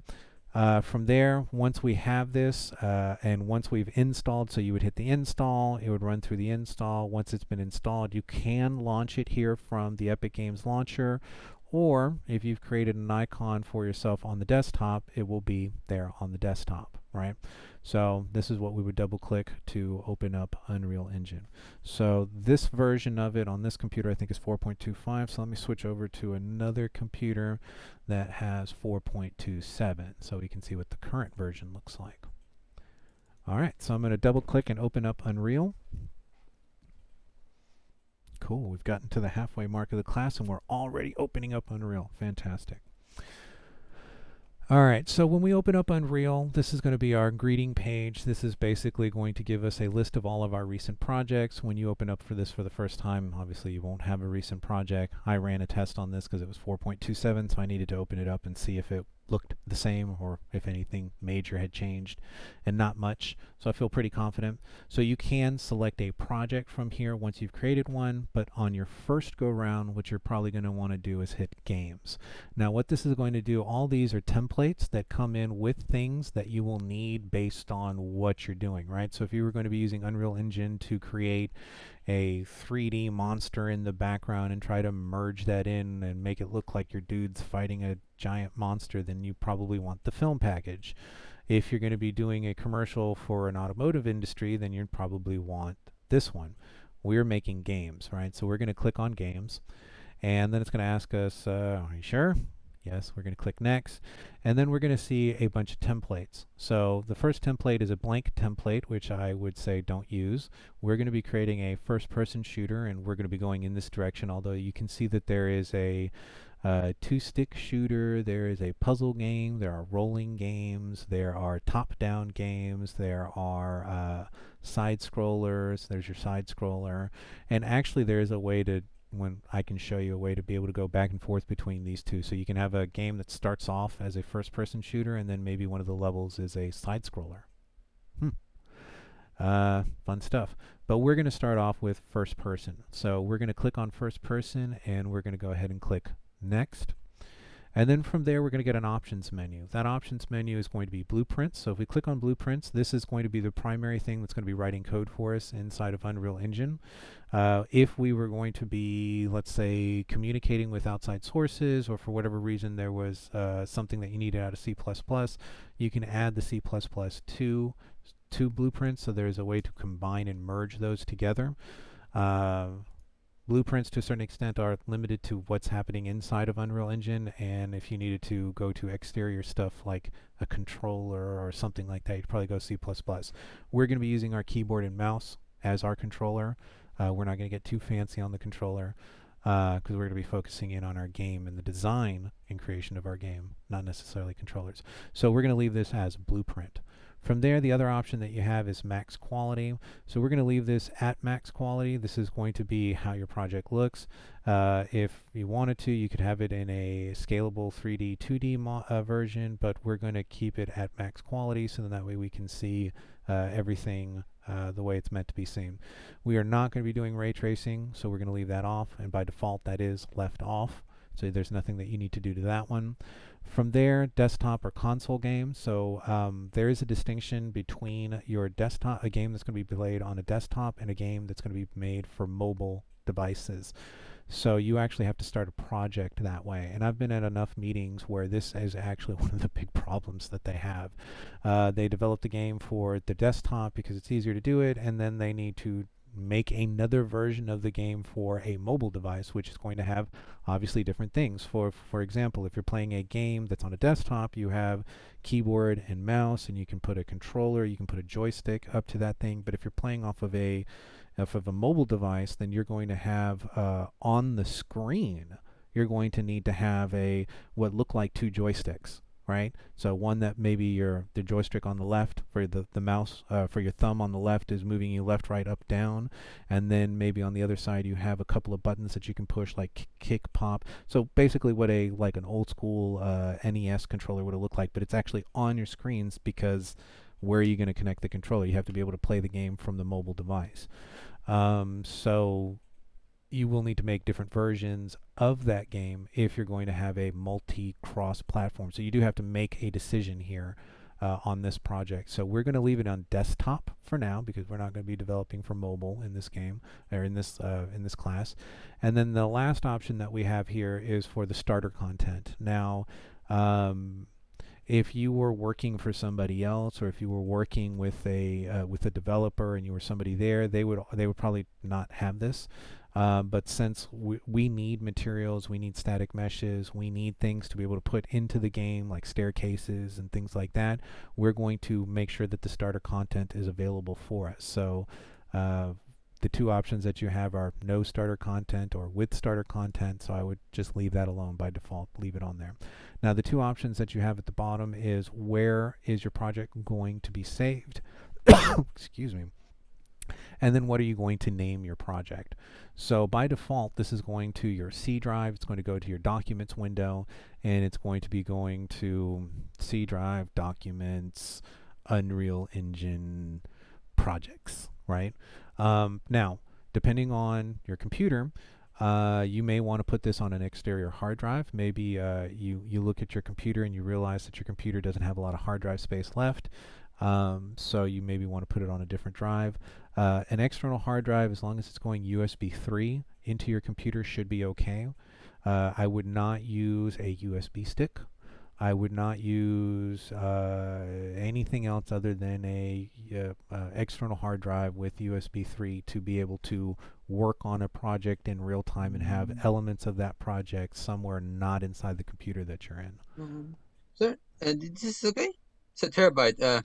Yeah, USB. no, terabyte should be fine, and as long as it's a terabyte USB hard drive, Is it? not a USB stick, right? Yeah, I don't know. Yeah, is it internal inside your computer or is it external? External. He's holding up a USB stick. Oh, I can't see him. I'm sorry. Let me look at the screen above me, and I've only got 4 of you guys that I can see. Let me hold it back up. Okay. Who else is? Who was it that was holding something up? I'm excited, Ryan.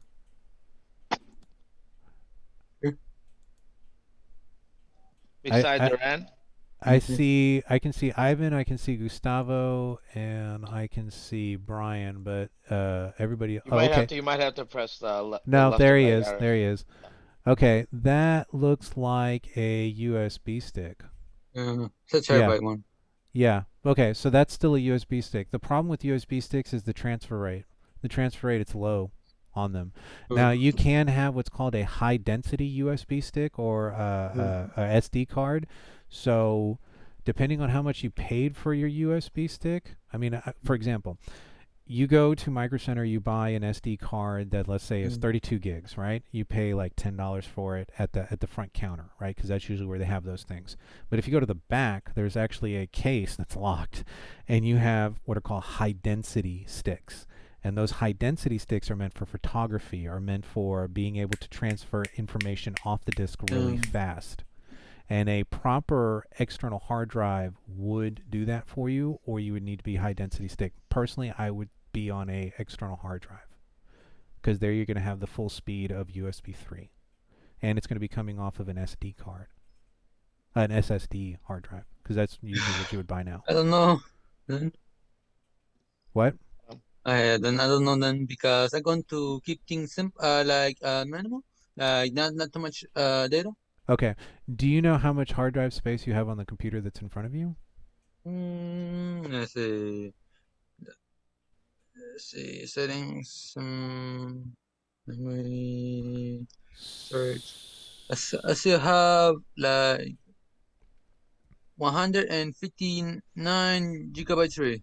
Okay, that should be enough to be able to do what we're doing. The software, when you download, is going to be taking 10 to 15 gigs of that, and then if you keep the number of materials to a minimum in your projects, you don't download a bunch of extra I packs. already have Unreal already. Yeah. Oh, you already have Unreal on your computer?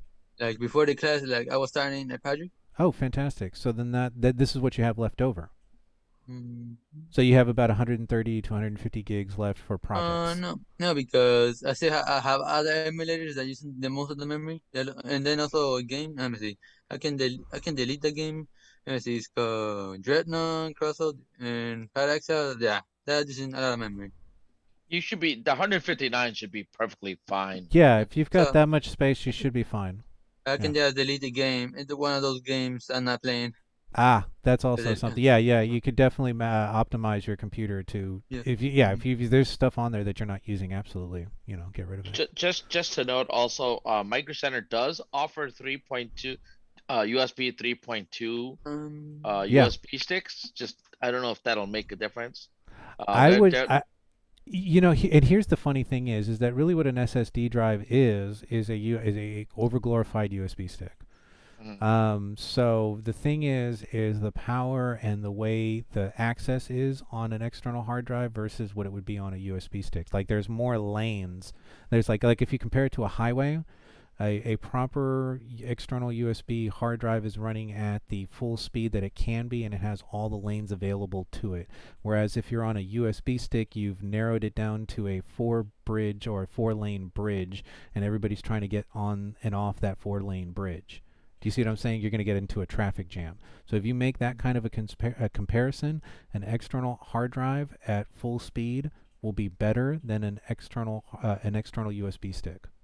Maybe we Yeah. could get everyone to just verify how much space they have on their main hard drive, their C drive, If you just have to be sure. if you have 100 gigs left over, you should be fine because you're not going to be downloading everything. Remember, you can put stuff in your vault in the Epic Games Launcher and leave it there and only download what you need. And then once you've downloaded that pack to get the materials that you need, if you make a copy of that material and move it over, you can erase that pack or that material pack off of your computer and open that space up again and not lose what you were working on. So I'll show you guys how to do this later. But if you have at least at the bare minimum 50 gigs to be able to work on projects after you've loaded your software, you should be fine. If you have 100, you're okay. If you've got half a terabyte, that's great. Sir, We'll never- Should I be worried that I don't know what any of this means? As far as the way that I'm talking, as far as the terms that I'm using, I don't understand. yeah, okay. So a Mhm. picture that you have, like for example, I know like music, right? Every minute of music, if it's stereo audio, is about 10 megabytes if it's a WAV file, right? So if I've got a song that's 5 minutes long, that's 5 times 10, that'd be about 50 megabytes, right? So each one of my songs would be that big. Now I take that for every song that I have, if it's about that size, I could have so many of those in a gig. And a gig would be, I think it's 1,000 megabytes, right? So, and then from there, 1,000 gigs is a terabyte. So think about it this way. You have think about it like this. You have a folder that can hold so much information. Then you have a legal box, like you've seen those banker legal boxes, those folding boxes where you can put files in. That's your next step. Then from there, you would have a filing cabinet. And then finally, you'd have a whole library. So that's the scale difference, right? So we're talking about megabytes, bytes, megabytes, gigabytes, terabytes. Think of that when you're thinking about the amount of space that you can store. Sir, and in select or create new project, where I go? Like upload the Okay. games? So what I would recommend, and back to the original point, is that if you can put this on an external hard drive that has a lot of space, because you're going to be downloading materials for this, you want to keep it separate from your C drive if possible. If not, if you're on a laptop and you don't have an external hard drive and you do have, let's say, a terabyte, then what I would do is I would click on folder. And, hold on. I'm trying to get this thing to click. Oh, it's over here, these 3 dots. Ugh. So anyways, those 3 dots right there. Then I can see this is where my PC is. Normally it would be going to the C drive, program files, and wherever that would be, like documents there. This is the default folder for Unreal. So this PC, documents, Unreal projects. If this is the only hard drive that you have, then you can just leave the default directory there. That's fine. But if you have an external hard drive like I do, this is what I've done. There's my external hard drive. I've created a folder that's called, where is it? A_HCC Fall 2021. So then that way I can keep all my projects in there. I double click and I select that folder. And this project happened to be called test. So what I'm going to do now is I'm going to, let's say, select that folder. So you'll see that my directory now says D drive, A_HCC Fall, which is the folder I created. And then that's where it's going to be dropping my project. And then I can come here and actually name my project. And in this case, I'm going to call it class demo, because this will be the class demo. And they do not allow you to leave spaces or anything like that. So if you want to create a space between 2 words, you're going to have to create an underline. Or another thing that we will do that makes it easier to see things is to capitalize things, right? So class demo. So every time I hit a new word, I capitalize that word. I personally like using the underscores so I can see that space between them, because I'm dyslexic, so it just makes it easier to see. So once I have where my project is going to go and what my project's name is going to be, I'm going to hit create project. Sir? Yes. Where I go and select or create new project? Because I got delayed in that part.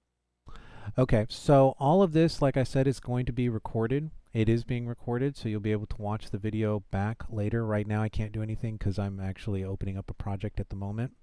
Upload games? Yeah, what you would have done is you know what, hold on, let me see if I can switch this over to a different screen. Yeah, because I was updating the launcher and Unreal when you were showing that, so I didn't see.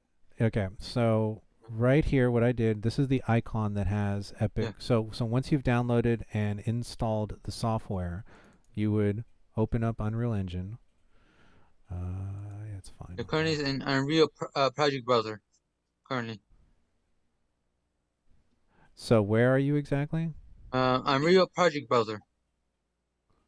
Okay, are you on the web page or are you on the? Oh, so you're on the Epic launcher. I'm already in the Unreal Engine. Okay, so right, so I'm opening up Unreal, so then that way we can see it. And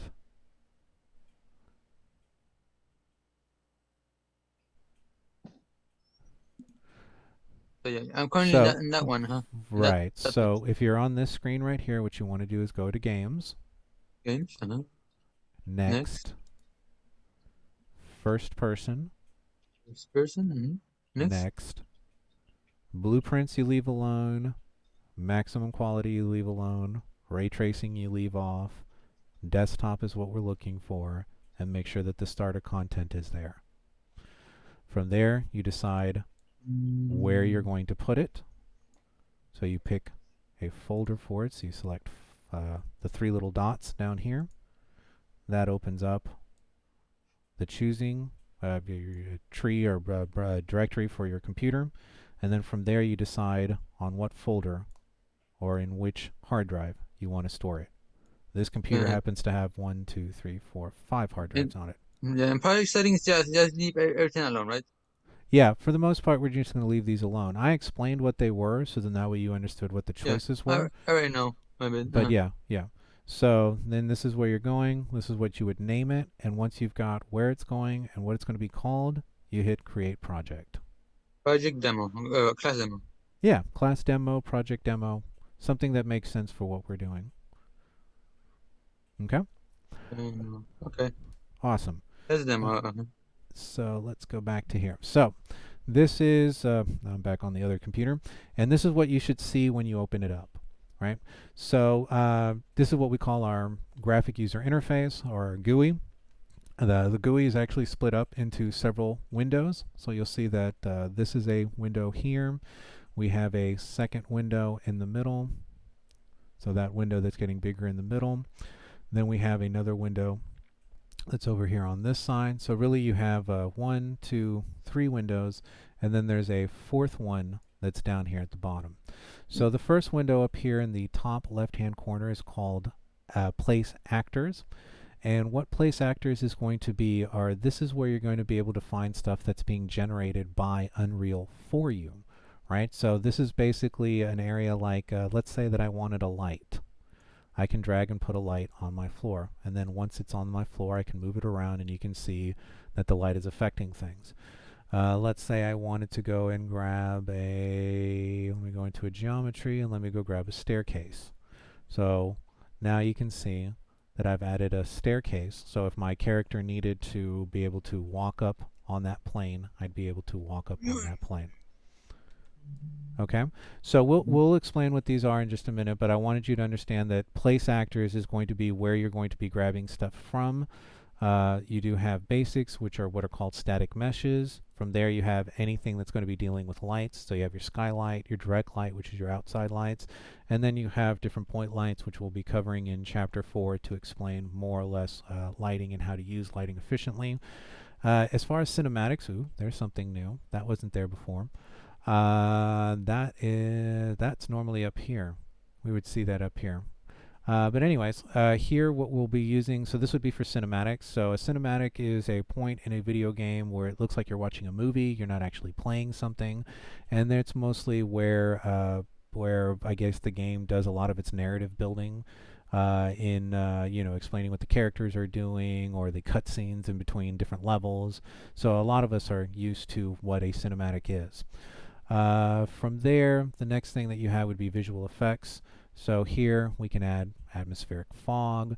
We can create what's called a post-processing volume. So when we create our exterior marina scene, when we go underwater, we're going to be using a post-processing volume to change the light to make it look blue. So when you go underwater, it actually looks blue when you're underwater, right?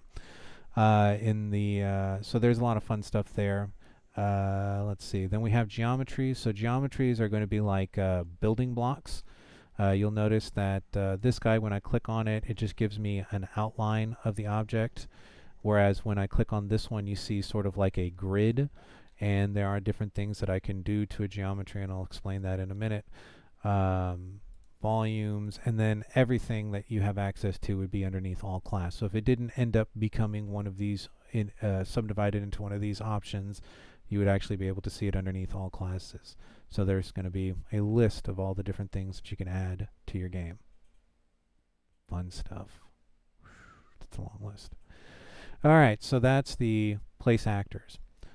From there, question? Yeah, I don't know. I don't know if I should say in the USB stick, like, yeah. Okay, why don't you do this? When we get into the project and we actually start building something in Unreal, test your stick out and see if it works. If your stick works, continue working with your stick. If not, it would be my recommendation to get a external hard drive. Otherwise, you're going to have to do what you can best to accommodate yourself. I've already made my recommendation. Yeah. Okay? All right. Okay. Yeah. So from there, the next thing that we're going to look at is going to be our options menu that's across the top. That's actually part of the secondary window, or the window that shows us our game editing window. So this would be where we would edit the game from. So we have a save option, which is up there across the top, pretty self-explanatory. This one we're not going to use too much. Modes we're going to be using a lot. So when we create a landscape, when we use foliage to create a forest, you can edit things. So if you needed to, let's say, make a triangle for a roof, you could take one of those shapes and reform it, so then that way it looked like the angle on a roof, or whatever you need to a mesh. So the mesh editing tool will be this one, or the brush editing tool. And then if you need to paint something, so when we get into landscapes, which will be lab 3, we're actually going to create a multi-brush paint tool, which is going to allow us to paint our landscape with snow for the mountaintops, rocks for mountains, green for the grass, sand. So as you see your landscape, you will actually be able to paint your landscape and make it look more realistic. And we're going to be doing that with brushes. So these modes are going to be important for us. The default mode that we're actually going to be in is the select mode. Right, so you'll see that that's the one that's selected. If I click on one of these modes, like if I go to landscape, you'll see that I have now, we'll explain what this is later, but this would be the area that would be my landscape, right? And we'll get to that in level 2. But you'll see that my palette over here has now changed, so it's gone from place actors. I now have an additional window, and then I have things that I can make changes to this green grid that have now been placed on there for my landscape. I'm going to close landscape because we don't need that right now, and I'm going to zoom back into the area that we were working in. And let's see if I can get back in. There we are. There's my character, and we're back. Okay, so that's where modes are, and when we get to different modes, we'll explain those. Right now we are in select mode. From there, we go into settings. Settings will give us things like setting things for the world, setting things for project, setting things for plugins. Plugins, unless plugins we're probably not going to use. What a plugin is a third-party software that you plug into your existing software to give you capabilities that you didn't have before. So you might, I think one of the plugins that I've used before was I needed Unreal to be able to listen to music and be able to change a mesh based on the music that was playing. And so I needed to download a plugin that wasn't made by Unreal. It was made by a third-party manufacturer. And plugins are available from the library. So when we were in Epic Games Launcher and you saw all the stuff that you could download, there are plugins downloads there that are available. So there is some cool stuff that you can do with plugins. For us, it's basically going to be project settings or world settings that we'll get into in this panel, and a lot of that might be something like I want the character, or I want the player to use the R key to pick something up, right? So in the game, I walk up to what looks like a bag of gold on the floor, and I hit the R key, and when I hit the R key, it does whatever I've programmed the game to do when R key is hit. So that's what we're going to be using mainly in our settings, and that would be like in project settings. And when we get to setting up zones, we'll also make maybe a few changes to project settings there, because that will be how the game deals with certain things inside the game. From there, blueprints is here. There is a level blueprint, so that's actually the only thing that we're going to access from this button up here is going to be the level blueprint. So when we get into blueprints, again, that's where we're going to be writing our code in. So you can actually write code for the level. So you can write code for your character, you can write code for an object, you can write code for a staircase, you can write code for atmospheric fog or whatever, as long as that object is a static mesh or can have a blueprint attached to it. But the game level itself is also an object inside the game, and we will be going there to combine things together in our level blueprints. From there, cinematics. What we're going to use in cinematics are what are called sequences.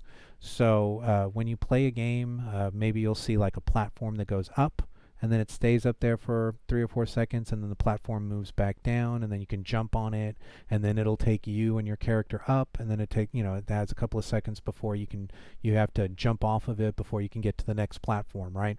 So those are sequences. What that is an object, a static mesh that we have put a timeline to, and then we've told it at the beginning of the timeline be here in this location, and then later be over there in that location. And we can have that thing play through. We can loop it, we can have it play once. There's a lot of different things that we can do to it, but that's what a cinematic would be for us. I know a lot of people think it's a cinematic, it's that cut scene between the levels, but no, here it's actually about putting something on a timeline. From there, depending on how you've moved your screen, you might see this right here, or if you're actually seeing more of this, you're going to see the other buttons, right? So the next button down is going to be the build button. So if you click on build, what this does is sometimes you want to bring an element into your game, like say like that light that I just brought in. And maybe I make a change to the directional light, which is where the shadows are coming in from the sun. But the shadows of the objects on the floor don't regenerate, right? Because I've made a major change to which direction the light's coming in. So what I would have to do there is build the scene, right? So this is sort of like rendering. So you're basically, every time you make a couple of major changes, you need to render your scene out.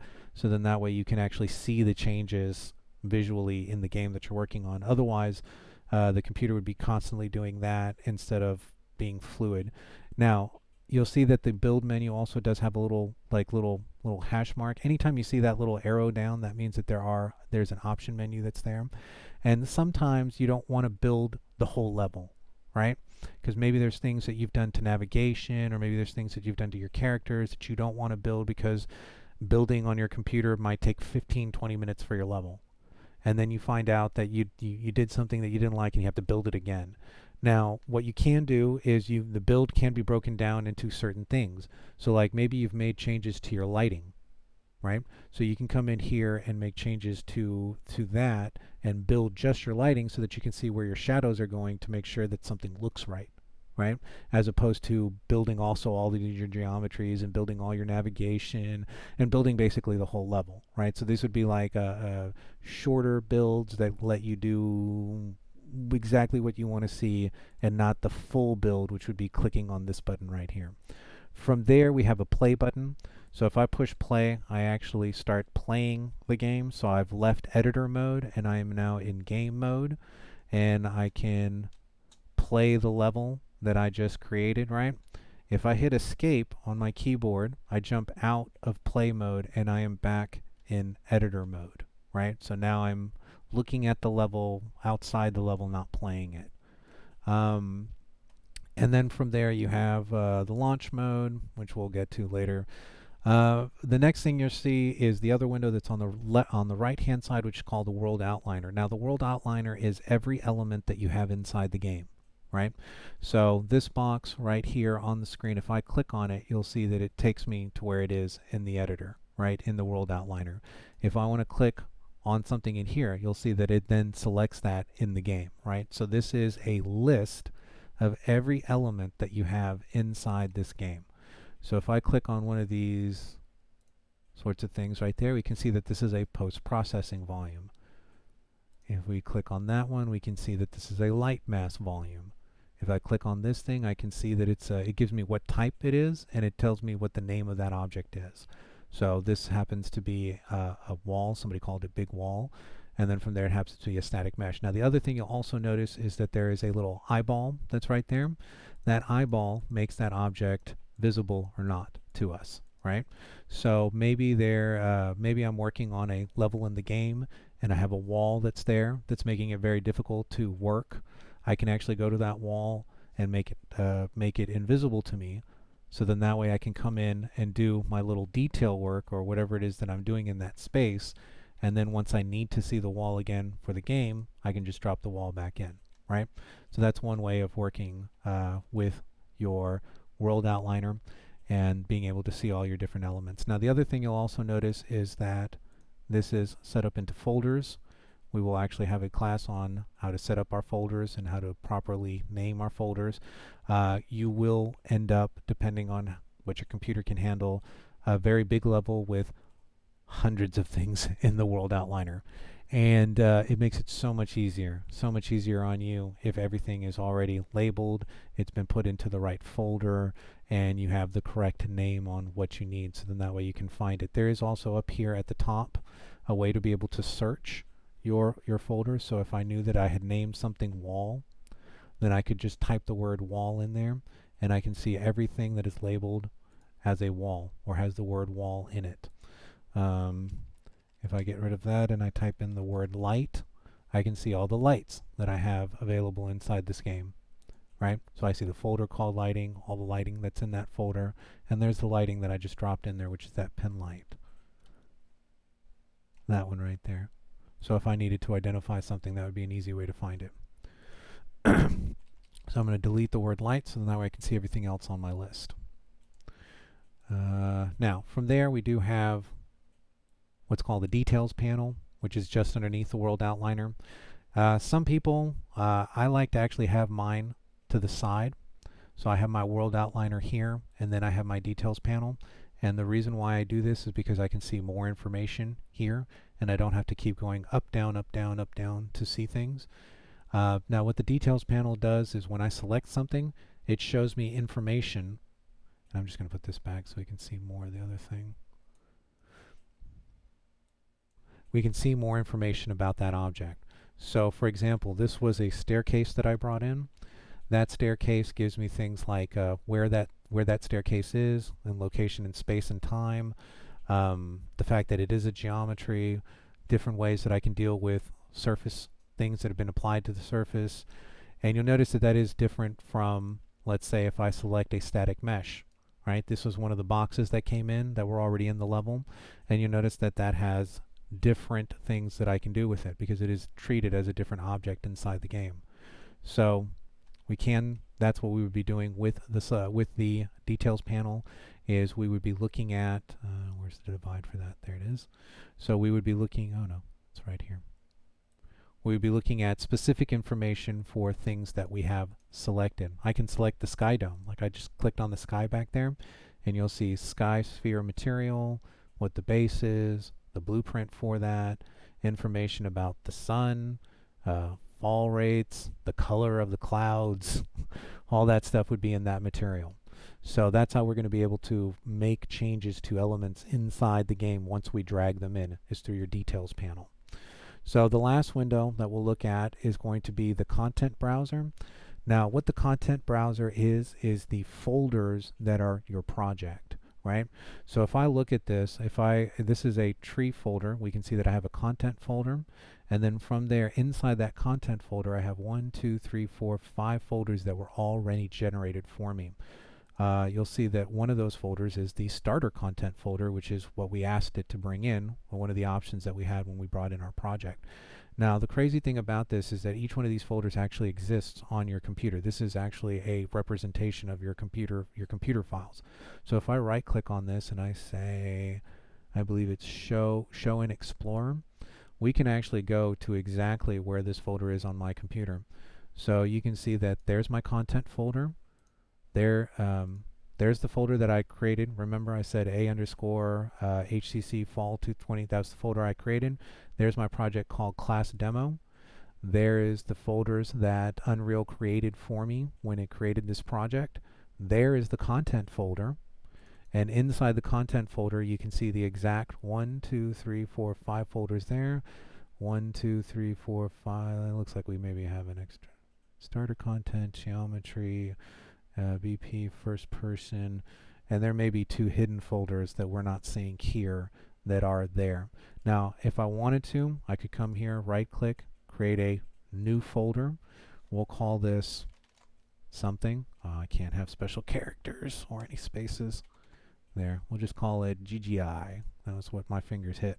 So once I create that folder, I can go back out and I can see that, oh, there's that folder, right? So that folder, if I create a folder here, that folder is being created on my computer in wherever I've got my folder structure. So it is very you have to be careful when you move stuff. And also, if you wanted to create folders, this is where you'd be doing that from. So I'm going to right-click, and I'm going to delete this now, because this is a fictional folder. So I've right-clicked. There's the delete for it. We'll see that well, it should have gone away. Oh, okay. I just didn't see the extra dialog box. It says, are you sure you want to delete this folder? And I'm going to say yes. And now if I go back out here and I go back to my folders, you can see that that's no longer available there. Did somebody have a question? Yes. I was trying to see. All right. So, like, what if you don't have a computer? Like, could you do this on the phone? No, your phone's not going to be powerful enough to be able to handle working on the Unreal Engine, and you would have to have a mobile application or version of that game or the game engine, and it's just not available. Not to my knowledge. So you are going to need some kind of a computer. If you'd like, you can actually write me an email and tell me what your situation is, and we'll try to figure something out for you. Like I said, the class is going to be for the first 4 weeks online. A lot of the stuff that we'll be doing here, I do have lab and video tutorials for you to be able to catch up later. So once you either do get a computer or the school opens up for us to be able to get into the computer. Now, if it does become an issue, there are drop dates that you can drop the class by. And then that way you're not out your money or not out all your money. You can rent a computer from HCC, a laptop. Do they have that? Oh yeah, I forgot about that option. Yeah, Okay. that's what I'm actually using right now, a rented laptop. Do you know what the power, what your specs are on the laptop that you're running? Yeah, not that good. It's the 8 gigabytes of RAM with around 100 gigabytes of storage. Okay. Well, you can buy external storage, and the RAM might be tough because we'll just have to keep the project small if you're going to be on a computer like that. But yeah, what just out of curiosity, what is the rental fee for that? There is no rental fee. Oh, neat. Oh. Yeah. The shame And- it's only that little space, but hey, it's free. It Yeah. is. It is. And they let me keep it for the entire semester. I don't think I will be keeping it that long if we're really going back in person, but that's nice that they do that. Okay. Where do you go online at HCC? Like how did you find that? You go to the library. Okay, so you would go HCC library, or you physically went to the library? I went to the Westwood Library. Okay, so that's where you would do. There's no online thing, or There might be. I don't think they would send it to you in the mail because that's kind of yeah, risky that'd be sketchy. packaging-wise. That would be sketchy, but because anybody could like sign a form and say, "Hey, I'm a student," and they're not. But yeah, okay. I was just wondering if there was like a way to reserve it online and then go pick it up at the school. But I don't think there is. So you just went to the library, which sucks now because I think Yeah. the campus is closed at the moment. You have to go into the campus now. You have to do like To they send fill out, an email yeah. to every student every day where you Yeah. have to fill out like, have you had COVID symptoms? Blah blah blah. Yeah, the questionnaire thing. So yeah, you do that, and I think when you get to like I said, I haven't been to campus since COVID started, so I haven't had to go through any of these procedures. But from what I understand, yeah, you have to fill out that form, and then you get a QR code. You have to print that QR code or take a photograph of it, take that to school. They'll scan the QR code. They'll see that they'll see whatever came out of whatever questionnaire they gave you, and then if they'll put the temperature gun to your head and see if you have a temperature. If you Yeah. don't have a temperature, I think you're allowed to come in. If you do have a temperature, I think they send you home. Yeah.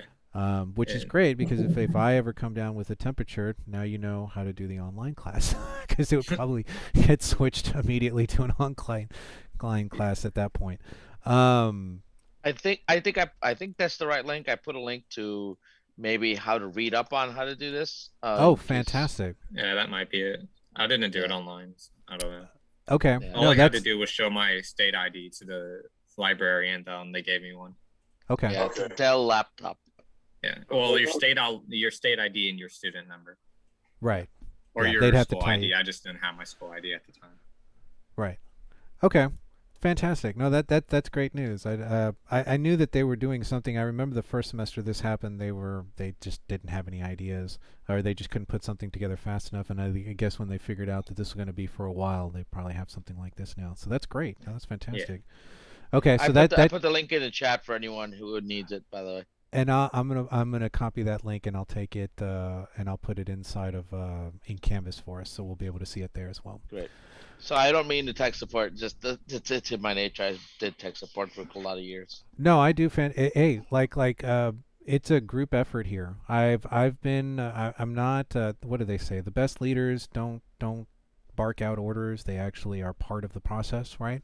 So that's what I like to do. I like to, if somebody's got a good idea, I'll hang back. I'll let them talk, and then I'll butt in when I think we need to move on to the next topic. But no, that's great information. So hopefully that answers your question. I did not see. I saw your face there for a second. Let me go back. Are you still with us? Where'd you go? There you are. Decory? Yes. Okay. So does that help out maybe a little bit? Yes. Okay, fantastic. And then, like I said, I do have a couple of video tutorials that will show you how to make Unreal work better with your computer if you have low RAM. Okay. Okay, so hopefully that'll get us through that. And again, if you guys have any issues or problems, there is an email system that's available through Canvas, and you can send any email and let me know, hey, I'm having an issue with this or that, and we'll try to work something out for you. Okay, so let me jump back to, so we were doing starter content and we were on this computer, so let's jump back to Unreal. Okay, so that's the graphic user interface. Now, the other major thing that we're going to need to do with this software is be able to learn how to move around in it, right? So what I'm going to do is I'm going to expand the editor window a little bit bigger so that we can see it. It takes up more space on our screen, and I'm going to back out to where we can see our character. Now, the first thing that you need to do is you need to be able to know how to move your view angle, like how I'm looking at the editor. So if I hold my left mouse button and I move forward or backwards with the mouse, left or right with the mouse, I get to move my position in space and time, but basically at the same, like I can't go up or down. It's just always at the same angle, right? And this is being done by left-clicking the mouse and moving forward or moving backward or shifting my mouse right or shifting my mouse left, right? So I should say Roger instead of right when I'm saying left, right.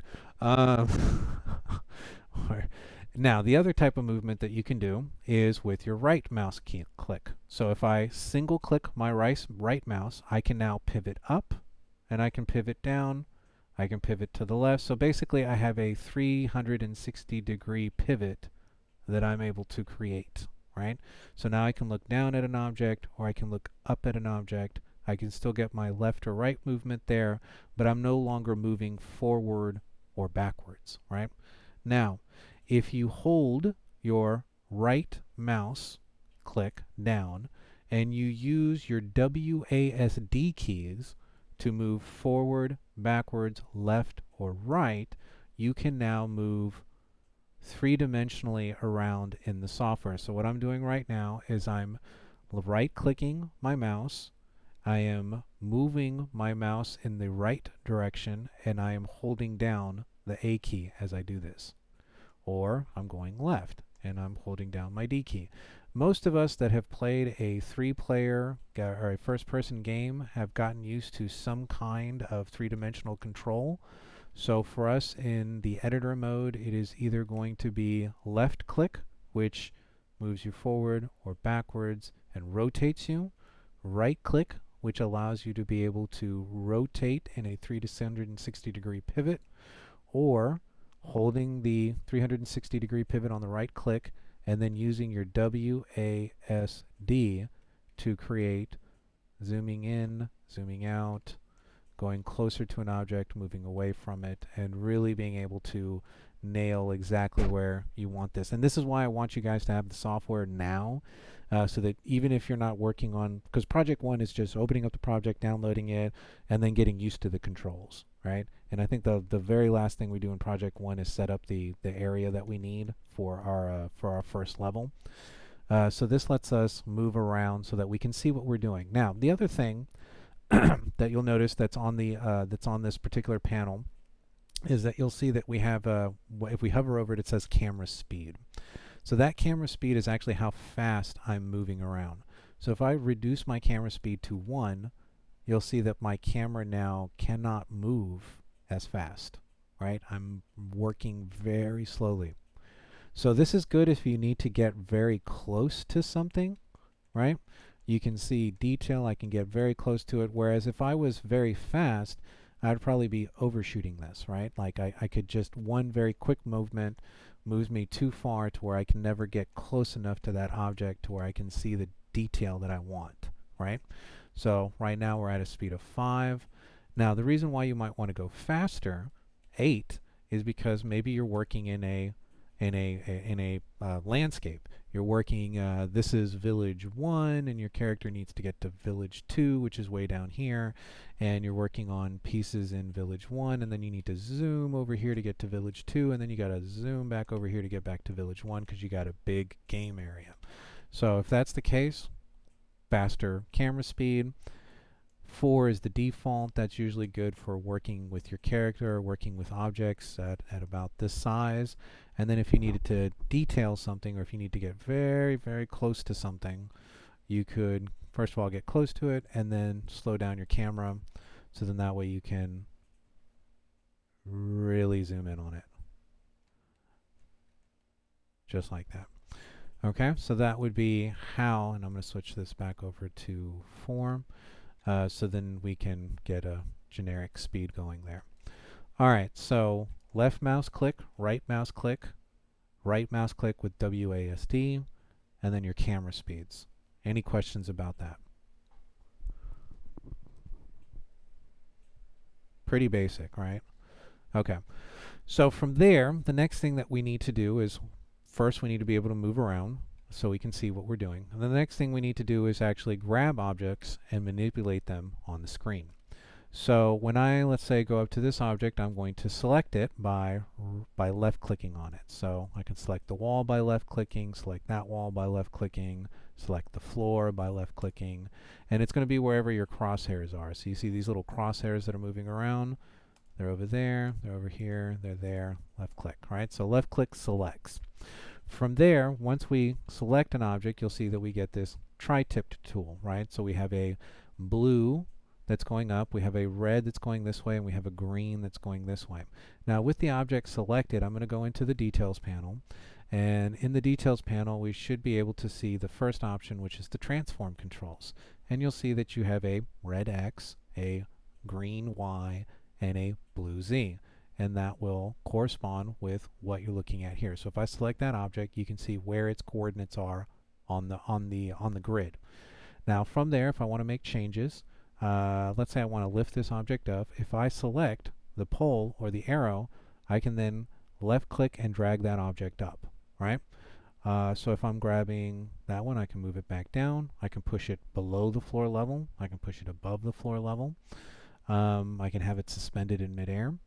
If I wanted to, I could then grab the right one or the red one, and I can move that one around, and you'll see there that the location is actually moving for that. Now the cool thing about this is that I can also go in there and type in the location that I want. So I can select that and say, oh, I guess my numlock key is broken, so let's say 800. So now I've moved it to 800. Let's say I want to move it to 500. Let's say I want to move it to 0. So that would be 0x. That would be in the game where 0x, and you can see that it's pretty much moving through the middle of our floor. So that is the middle of the game, or the game level. From there, I can grab the Y, and I'd be able to do the same thing. So the point being is that if you grab one of those points, I can move it individually in that direction, right? Now the other thing you'll notice is that there are sort of like these little bars connecting, let's say, the Z-axis and the X-axis together. So this little object right here in the middle, if I select that, let me zoom out a little bit. If I select that, I can now move the object in 2 directions, right? So I can move it up because I've got the Z-axis, and I can move it on the X-axis. But notice that the Y-axis is frozen. There is no movement on the Y-axis because I do not have that multi-point selected. So let's say I now grab the Z-axis and the Y-axis. So now I can move the object forward or back to our perspective, and you'll see that the z-axis is changing and the y-axis is changing, but not the x-axis. Now, if I grab the ball in the middle, I am actually grabbing, and I can move in 3 dimensions. So I can move the object closer to me, I can move the object up, I can move the object left or right, forward, down, left, right. So again, if you're in this mode and you are in the move, the object move tool or the translate tool for location, you're going to see arrows, and single moves it in 1 dimension. The little staple on the side, grabbing 2, will move it in 2 dimensions, depending on which one of those you grab. And then if you grab the ball in the middle, you're moving around in all 3 dimensions. Now, from there, the other thing that we can also do to this, if you look in the transport tool, the next option is rotation. So we can actually rotate this object if we needed to. To do rotation, there would be this object. So right now you see that this is the one that's selected, this yellow one that has sort of like, looks like a compass. This next one sort of looks like a globe with a circle around it, or an arrow. That, if we click on it, will then give us rotation abilities. So again, you see the red over here, the green or the yellow for the Y, and the Z-axis is down here. So if I grab this axis, I can rotate the object back in that direction or forward in that direction. Now right now you see that each one of these is moving on an increment level. It's moving at 10 degrees at a time, and that is because if I look up here on the right inside one of the other options, you can see that the option right now is for 10 degrees of movement. So there are presets that I can create, right? So maybe I want it to move 45-degree angle each time. So now when I grab this, it will, uh-oh, my thing froze. Oh no. Okay, there it goes. All right, so now I'm moving 45-degree angles at a time, right? So not a lot of in between, very, very boxy movement there. But it's good if you're trying to align things together. Oh, I think I hit an auto build, or that's what I was doing. I was doing a save. Now, let's say I wanted to get somewhere in between 5 points, right? So I've moved it down to my minimum 5 points, and I'm still not getting the right angle on there.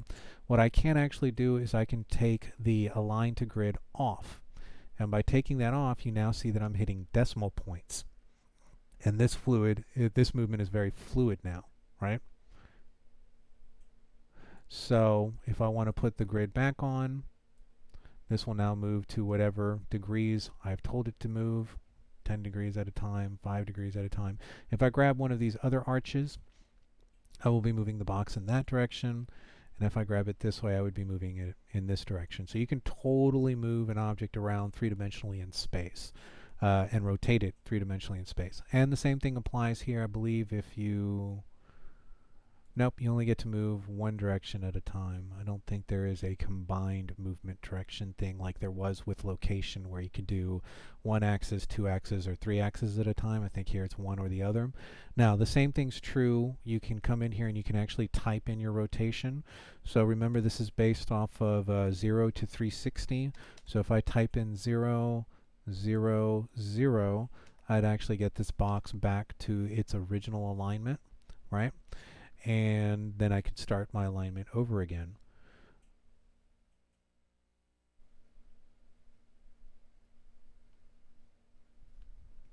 Hold on just a minute.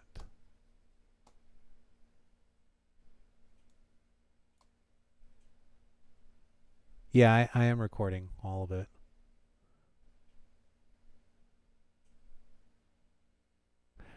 Okay.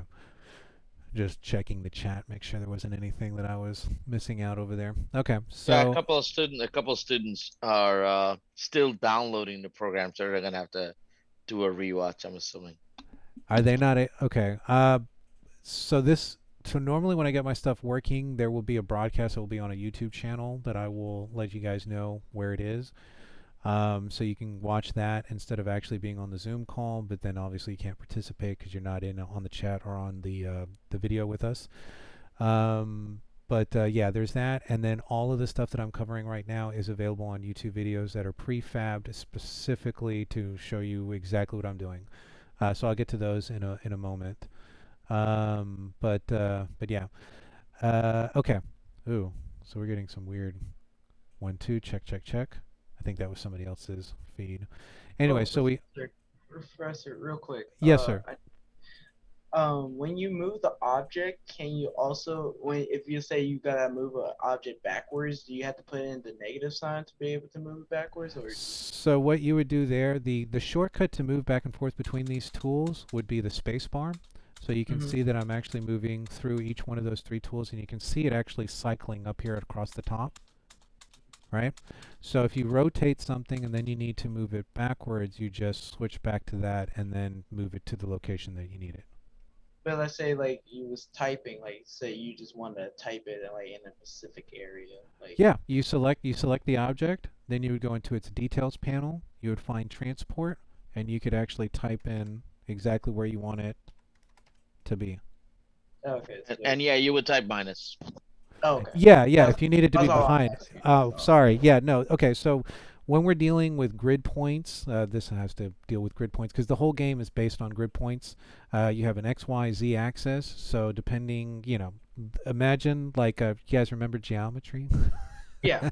So it's the same thing. You got a Cartesian plane with a Z axis, and you're going to have positive numbers, negative numbers, and then you might have negative, negative for X, Y, and Z. So you might have an object that's down and to the bottom right-hand corner, and that would be negative, negative, negative for the X, Y, and Z. Or you can have that same object and put it in the top right-hand side of of your game, and then it would be positive, positive, positive to get it there. Okay.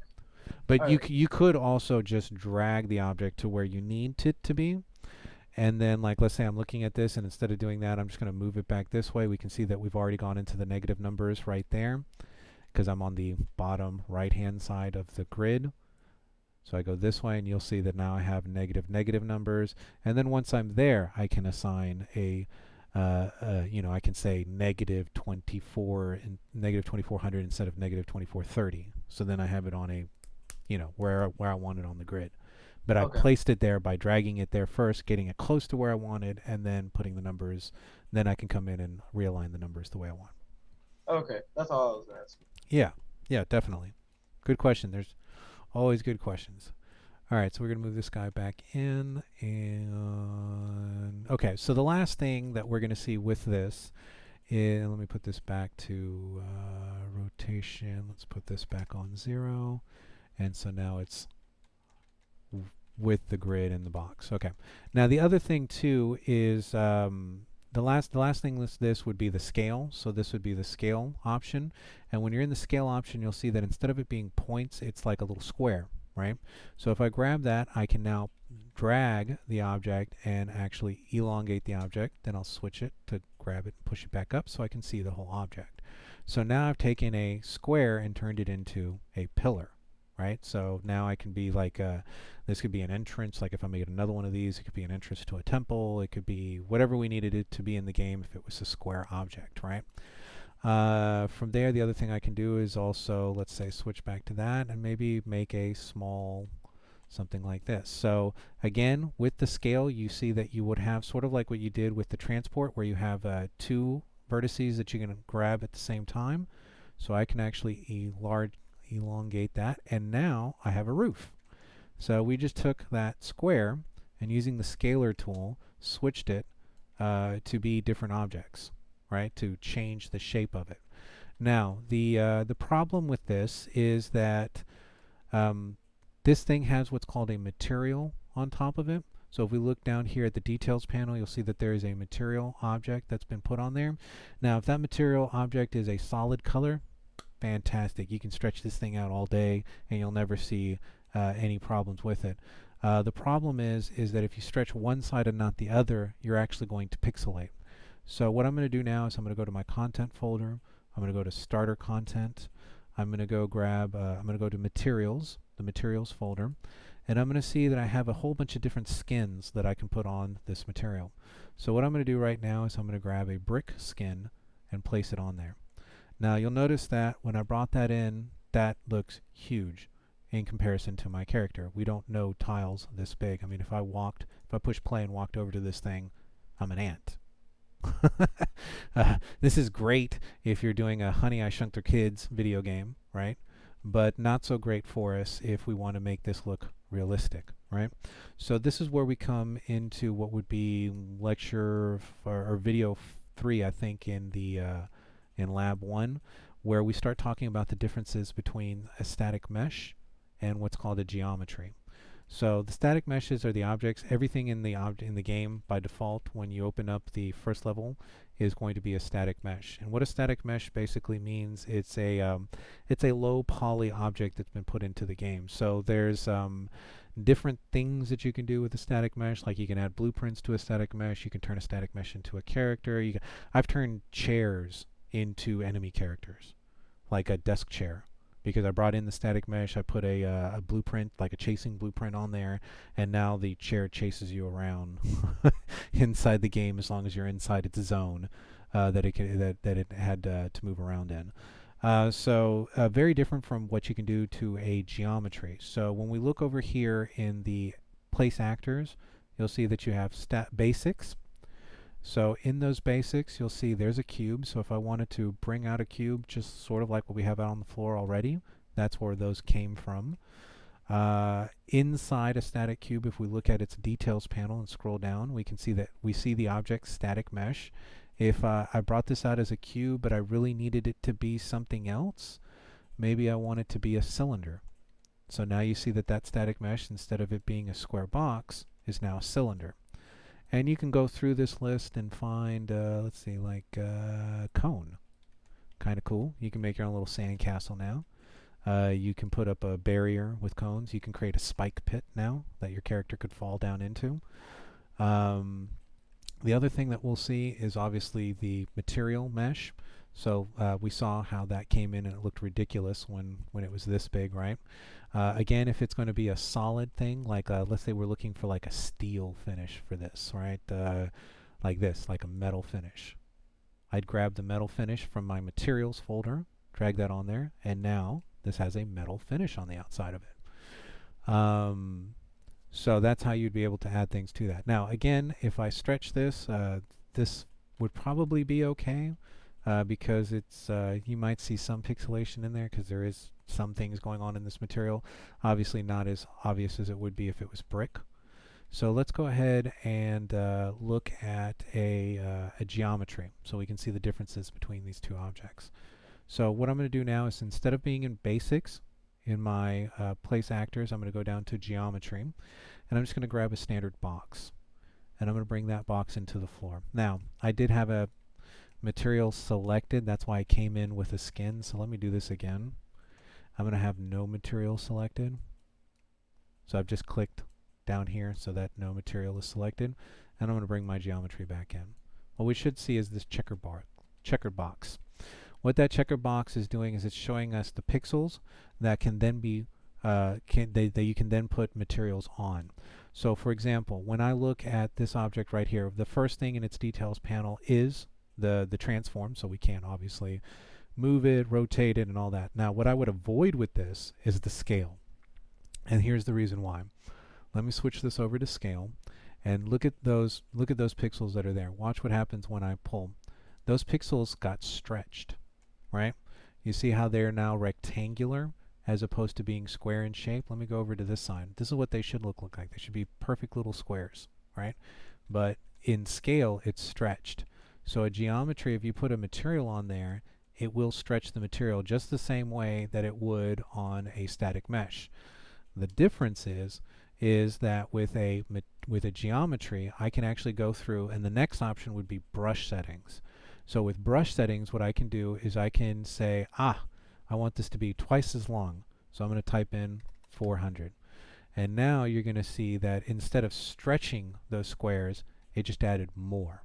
So now I'm creating an object that has multiple surfaces that I can put a material on, that I can then control how that material is applied to the outside of it. So these are sort of like the building blocks that I use when we start building our house. We're going to be building our house out of a geometry. Now, for the material, so I'm going to go back and I'm going to go apply that brick, right? So let's go up to the top of my, and again, I'm in content, starter content, materials. There's the brick. And I'm going to grab the brick material and I'm actually going to drag it straight to the editor and put it on one of the planes. And you'll see that that drops it directly on the material. But notice that it only did it to one side. If I did this to a geometry, if I did this to a static mesh, you would see that it would apply it to the whole outside, right? Every side of that, and every side would look the same, right? There would be no way to alter those. What would happen here is that because this is a geometry, I can apply different materials. So I could have one side, and I think, oh, I hate that material because it looks so much like the checkerboard. Let me grab a different, let's do this guy. There. So this is cobblestone road, and here is brick. And now I have one object that has two different skins, right? Now the other cool thing that I can do with this is if I did want the whole thing to be bricks, like let's say this was going to be a brick wall, I could select one of these sides. I would come over here to where it says geometry, select, and then I would do what's called select all adjacent surfaces. And what that would do is it would select every surface on this geometry. I would place this object onto one, and then you would see that it would actually transfer it to all the other different sides, right? So sort of what our static mesh did, but we want it to be on all sides. Now, the thing that I can't do with the static mesh is I can't change one of these sides to make it different from the other. So like right now, for example, our bricks are not aligned. Well, let me do this first. I'm going to select one side, and in the details panel again, we're going to scroll down until we see surface properties. And underneath surface properties, I can actually make changes to that. Did you see how that rotated? I'm going to do another 90-degree turn. 90 degrees, I can do 45 degrees. I could also come in here and type my own degrees. So if I wanted to do 10 degrees, look at how that is. See how it's coming in at a weird angle? If I needed to, I could put that back. Let's go 90, and then I would have to do a negative 10 degrees to get it back, right? But we have our alignment now. Now the other thing I can also do is I can do what's called scaling. So here I can actually make the bricks on one side look bigger than the bricks on the other side. So again, in the same surface properties, I'm going to go to scale, and you'll see that right now it says unit one, or up one, vertical one. So what I'm going to do is I'm going to lock it so that when I make the change to one, it's going to make it to both. I'm going to go into the little arrow there, and let's make it twice as big. So I'm going to say 2. When I apply, look at the bricks up here. They're twice as big as the bricks that are down there. So you can make changes, which is very useful. So I'm going to switch this back to 1, so that way I can do that. And we're going to hit apply, and that's moved it back. Now what I want to do is I want to line up the sides to this, right? Because anybody that's ever done any masonry work knows that a brick doesn't look like this, right? So what I'm going to do is I'm going to select the top one. I'm going to rotate 90 degrees so the bricks line up.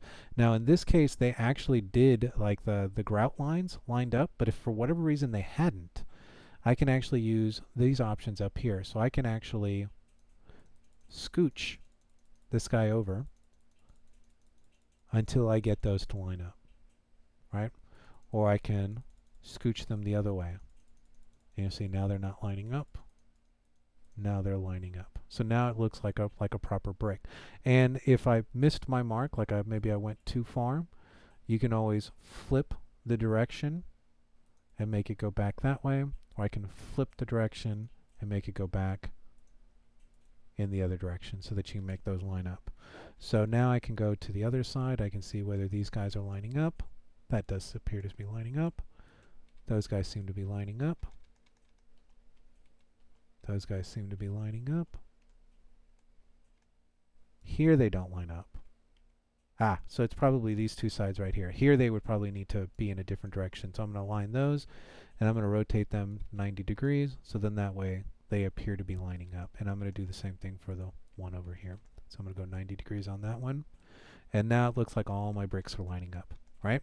Now, the cool thing about this is that geometries actually take up a lot of processing power, right? Because they have multiple surfaces, you can do all these cool things to them. The problem with geometries is not only that, but then they also, you can't attach blueprints to them. You would have to make a geometry part of a character or put it, it gets very convoluted. So the thing that I like doing is you can very quickly change a geometry into a static mesh. So I'm going to select my geometry, which is this one, the brick thing that we just made. And I'm going to go again back into my details panel. I'm going to scroll up to the top so you see where I am. There's transform, there's surface material, there's geometry. Now, on the details panel, sometimes you'll see these little arrows. Those little arrows let you know that you have hidden menus, right? So what we're actually looking for is brush settings, and I'm going to scroll down to find that little hidden menu right there. Or is it there? Where'd it go? Unless they changed this on me now. And they've placed this, let's click out of here. And, oh, okay, I think I know what happened. I'm only selecting one object, and I need to select the whole thing. So I'm going to go to select the whole thing. And now, hidden, there it is. It was underneath brush settings, but I had to have the whole thing selected. So one of the options that I have is down here at the bottom underneath brush settings in the details panel with my geometry selected, create static mesh. Now when I do this, it's going to say, okay, where do you want to save this? Because it's now creating something new in the game that didn't exist, right? So it needs to save that file somewhere. And you'll see that by default, it takes us back to our content folder, right? That's going to be this guy. That's our content folder. So this is where it's trying to save that file.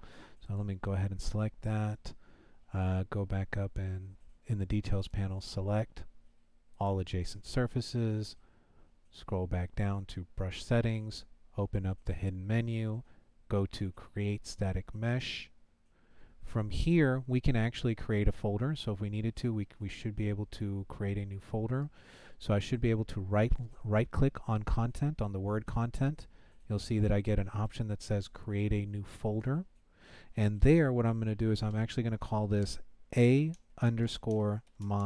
stuff, right? So inside the project, I'm saying this is a new folder, and this is where I'm just going to throw stuff in that I don't know where else to classify it, right? So for now. Later you can move things around, and I'll show you how to move things around. But for right now, we just need a folder that is not one of these other folders that we can start dropping our own stuff into. And the other thing I would do with this is I would also give this a name that makes sense, right? So this would be brick, and remember, no spaces, so brick wall. And then I might call it brick wall 1. So because I may have multiple brick walls. So I'm going to name that like that, and it should drop it into my folder. So I'm going to go ahead and say create static mesh. And now we will see that in my contents folder, I do indeed now have a folder called a_my stuff. And if I double click in there, you will see that if I hover over that, it says brick wall number 1, static mesh, and that object is now there. Now, the thing that you might notice is there's a little asterisk right there. It's like a little bubble next to it on the object. That's because this has not been saved. The object itself is new. The folder is new. So I'm going to come here again into the content browser and say save all. And once I do that, that asterisk should go away, and I am safe to move on to my next thing, or whatever next thing I need to do. Now, once it's been created into a static mesh, you'll notice that this object no longer has multiple surfaces that I can select. It is being treated just like any other static mesh that's on the floor. And at this point, I would look into the details panel, and you'll see that the details panel looks like what it would if it was a static mesh. So you can use geometries to create really intricate objects, or create things like buildings, rooms, and then once you've got it looking the way that you want it to, you can create a static mesh that solidifies that and makes it take up less space when you play your game, or when you're rendering, because it's already been turned into something that takes less memory. Because if you can imagine, when this was a geometry, that was the surface, all those little squares were there. There's a way to make it look like there's a box on the inside. So tons of different things. So those are the two things that we're going to be primarily using to create the materials that are going to be putting out on our floor, right? The objects that are going to be on our floor. It's either going to be a basic, which you can see that we can shape, but we don't have a lot of control over the material, what it looks like when we drop something like these bricks on the outside of it. and then what we call a geometry, which would allow us to be able to have way more control over the shape and size of the object, and also what the object looks like. So if there's a wall, a gate, a house, a fence, a barrier, a trapped door, I mean, all sorts of things, moving platforms, all those can be generated this way. So do we have any questions about what I just covered about how, and again, we're keeping this very general for right now because I'm just sort of bringing you the topics. We're going to get more in depth with this later, but I wanted you to see the difference between a static mesh and a geometry and where you might use one over the other.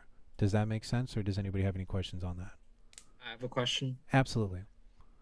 Are you, say like you make a mistake and you make it into a static mesh when you make a mistake and make it into a static mesh when you still have something to do? Or are you able to change it back from a static mesh into a geometry? Not easily.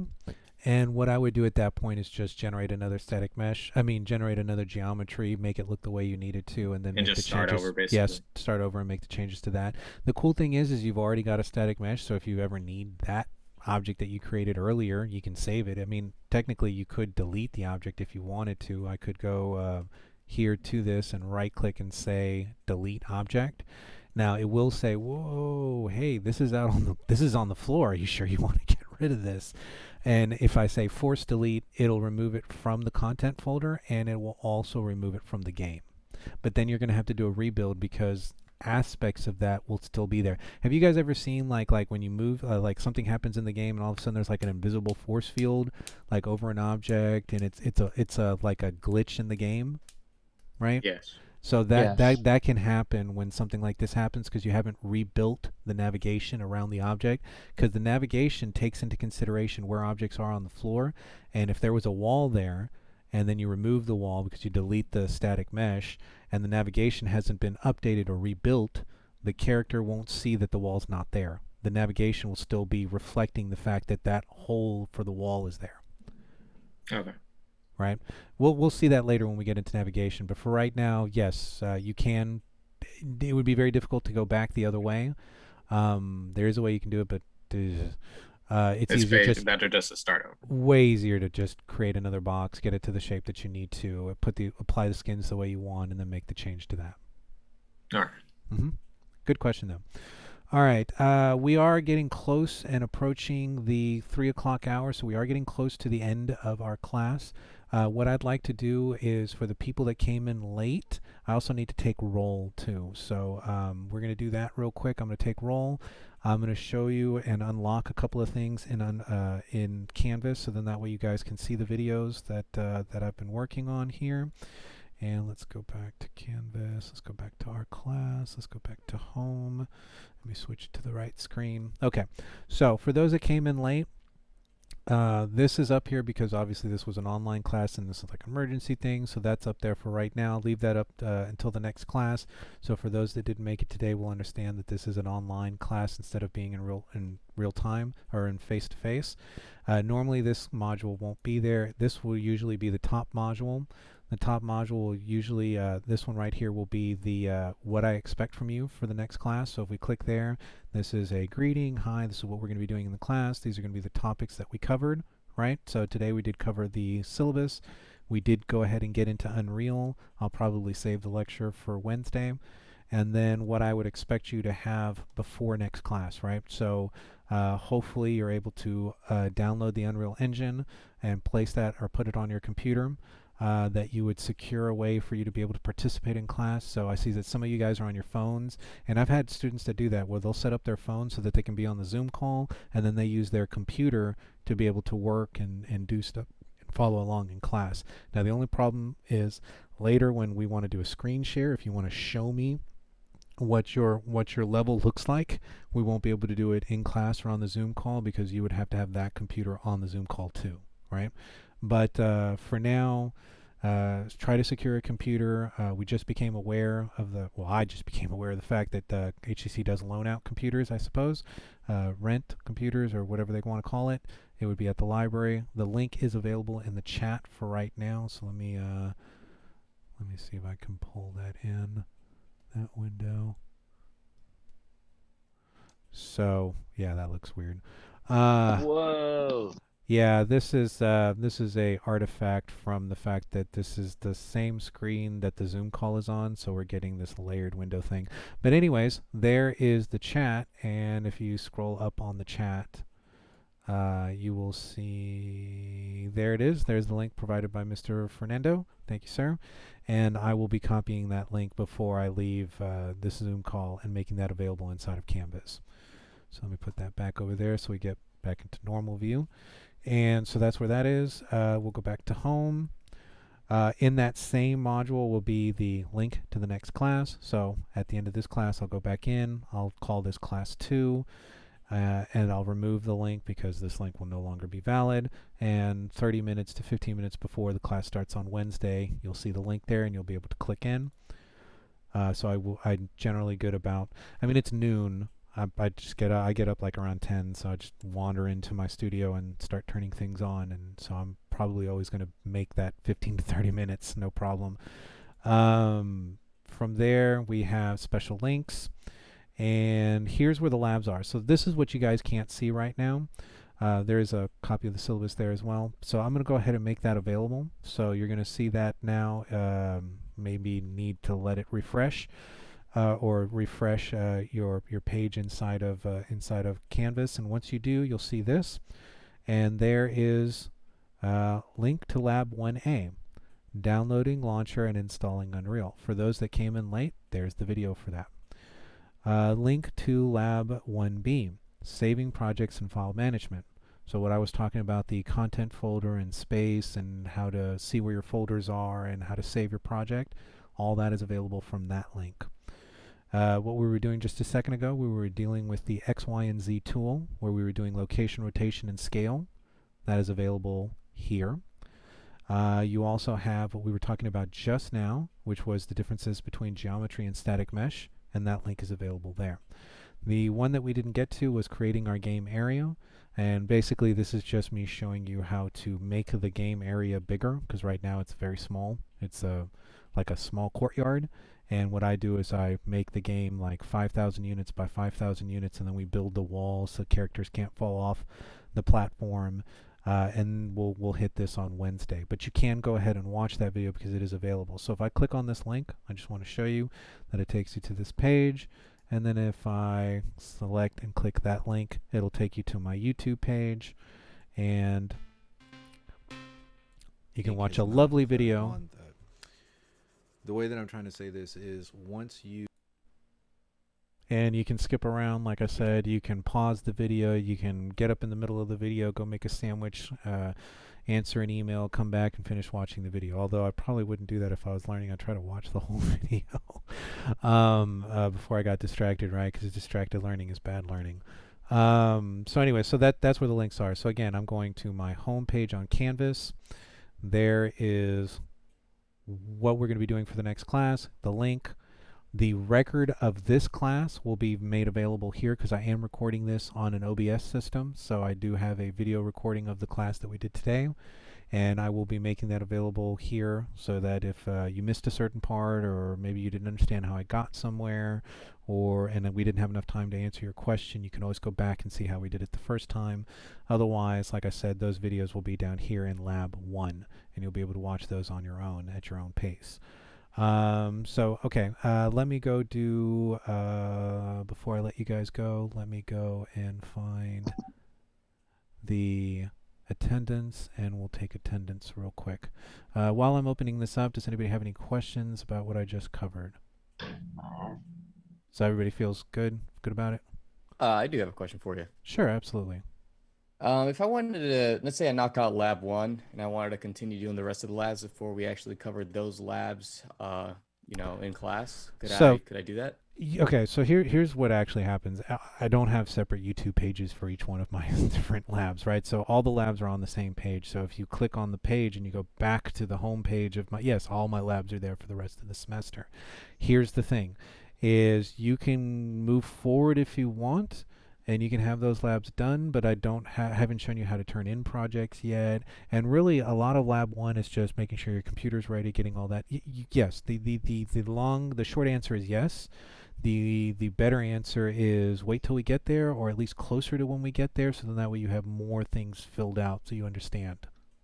And you can ask questions, because one thing is watching a video, and then another thing is being in class where you can go, whoa, what'd you say? and then I can explain it a little bit better. So yes, you can. And my recommendation would be maybe watch the video, like if we're going to be covering Lab 2 in the next class, watch the videos for Lab 2, so then that way when you come to the class, you have a good understanding of what I'm going to be covering, and a lot of it more will be review, and it'll be the second time you heard the information as opposed to the first time that you heard the information. Awesome. That's more of like, that's what I was asking. Yeah, that's that. Yes, that's a better way of approaching those labs, but they are there, so you will be able to see what Lab 11 looks like if you want. Okay, awesome. Thank you. Yep, no problem. I'm almost to where okay, so there's the faculty center, and there's the class roster, and that's attendance. So now I'm just waiting for that page to open. I think I have too many open. I have 7 video cards on this computer. So, and I have 1, 2, 3, 4 screens attached to it. All right, so sometimes it takes a while to get things up. So anyways, there's class 1, and let's do that for you guys. I'll throw my cat back up there. All right, so you have fun stuff to look at. All right, I have, I can't tell what the first, is it Hamid? Hamid, are you here? If you're here, either write present in chat or unmute yourself, so then that way you can say yes, I'm here.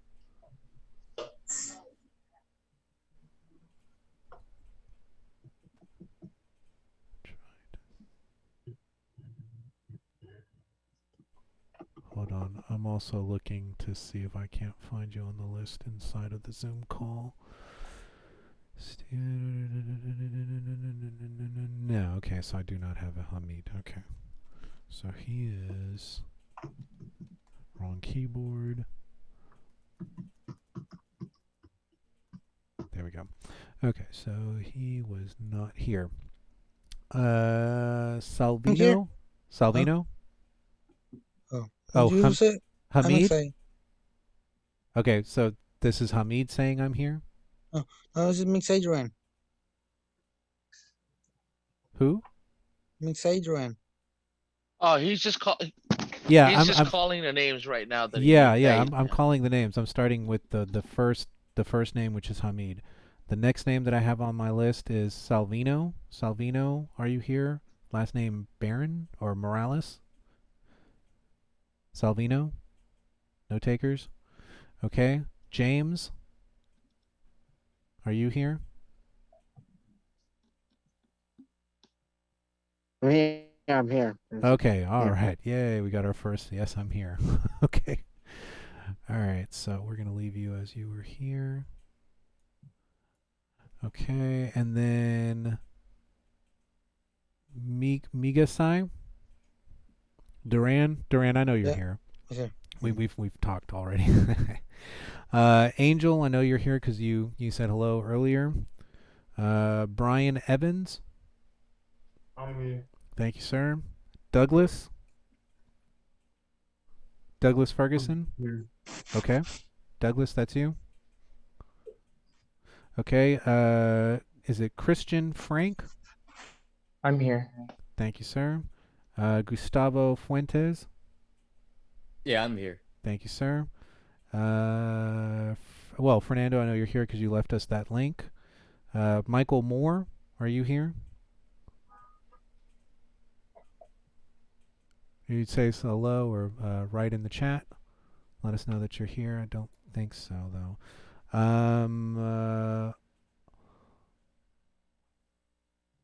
Okay, I'm just... Last name Oki or Oki? Is it... how do you pronounce your first name? Olasubomi? I think you're here. I think I saw you in the list of people that were here. They were at the beginning. I just don't see them now. Yeah, I think I saw him too at the beginning. And okay, so I'm gonna count him as he was here. Caesar. Here. Thank you, sir. Steven, I know you're here because I think you were first or second in the room. Decory, you asked a question earlier, so I know you were here. Yes. Thank you, sir. Maximus, you had said hello earlier, so I know you were here. Alex Rodriguez. Here. Thank you, sir. And last one would be Brian, and I know you're here because you said hi earlier. Okay, awesome. So fantastic. Those are the people that are here. That's the roll. And we've gotten to the 3 o'clock hour, so that's it for the class today. What we're going to be doing when we come into class on Wednesday at noon is we will continue on with Lab 1. We'll finish it up so we set up the game area, and then we'll start going into Lab 2 with the lecture that we should have done today, which was what is a game, and then possibly the lecture for. So what we'll probably do is we'll start off with the lecture so I can get those out of the way first, and then we'll jump right into Unreal and finish up with Lab 1 and then start going into Lab 2. If you have any questions, you're free to stay on. I'll probably stay on for about another 30 minutes if need be. I don't have classes again until 7 o'clock, so be happy to answer any questions for anybody and see what we can do for you. Otherwise, you are free to go. What you need to do before next class is make sure that you are able to download Unreal Engine onto a computer, make sure that it works, and then start watching the video tutorials for Lab 1 that are available inside Canvas through my YouTube page, and follow along with those so that you understand what's going on and are prepared for Class 2.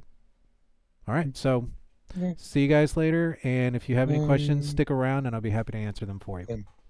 Oh yeah, for what I missed, I can find it on the online Zoom book, right?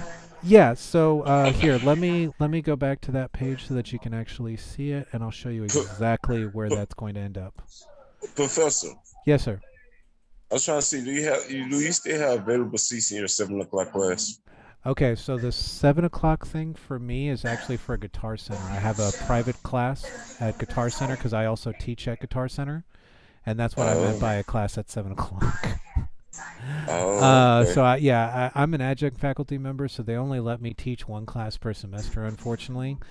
So I think I'm capped off at 3 classes per year. So that's funny adjunct faculty stuff that has a lot to do with more with benefits and dental and medical than it does with my ability to teach. But yeah, this semester I'm teaching this class, and next semester I'll be teaching interactive audio for games, if that class makes. But I also do teach classes at Guitar Center, so if you're interested in doing audio engineering or music creation or DJing, I do teach that at the not West Loop campus of Guitar Center. I teach that at the Westheimer location for Guitar Center, which would be store number 442. Oh, okay, cool. Mm-hmm. Okay. Yep. Cool. Anybody got any other questions? Okay. You said, if I'm not mistaken, textbook? Hold on, one person at a time, and we're having a lot of background noise from somebody. Okay. you said, if I'm not mistaken, 8 is like really terrible, and I need to get my computer updated for the RAM for the. Yeah, so if you've got 8 gigs of RAM, what's going to happen is your rendering time is going to be very slow later when we get into things. And then the more objects you add to your game, the more weighty the game becomes, because the computer needs to keep track of all those objects inside the game and all the rules for those objects inside the game.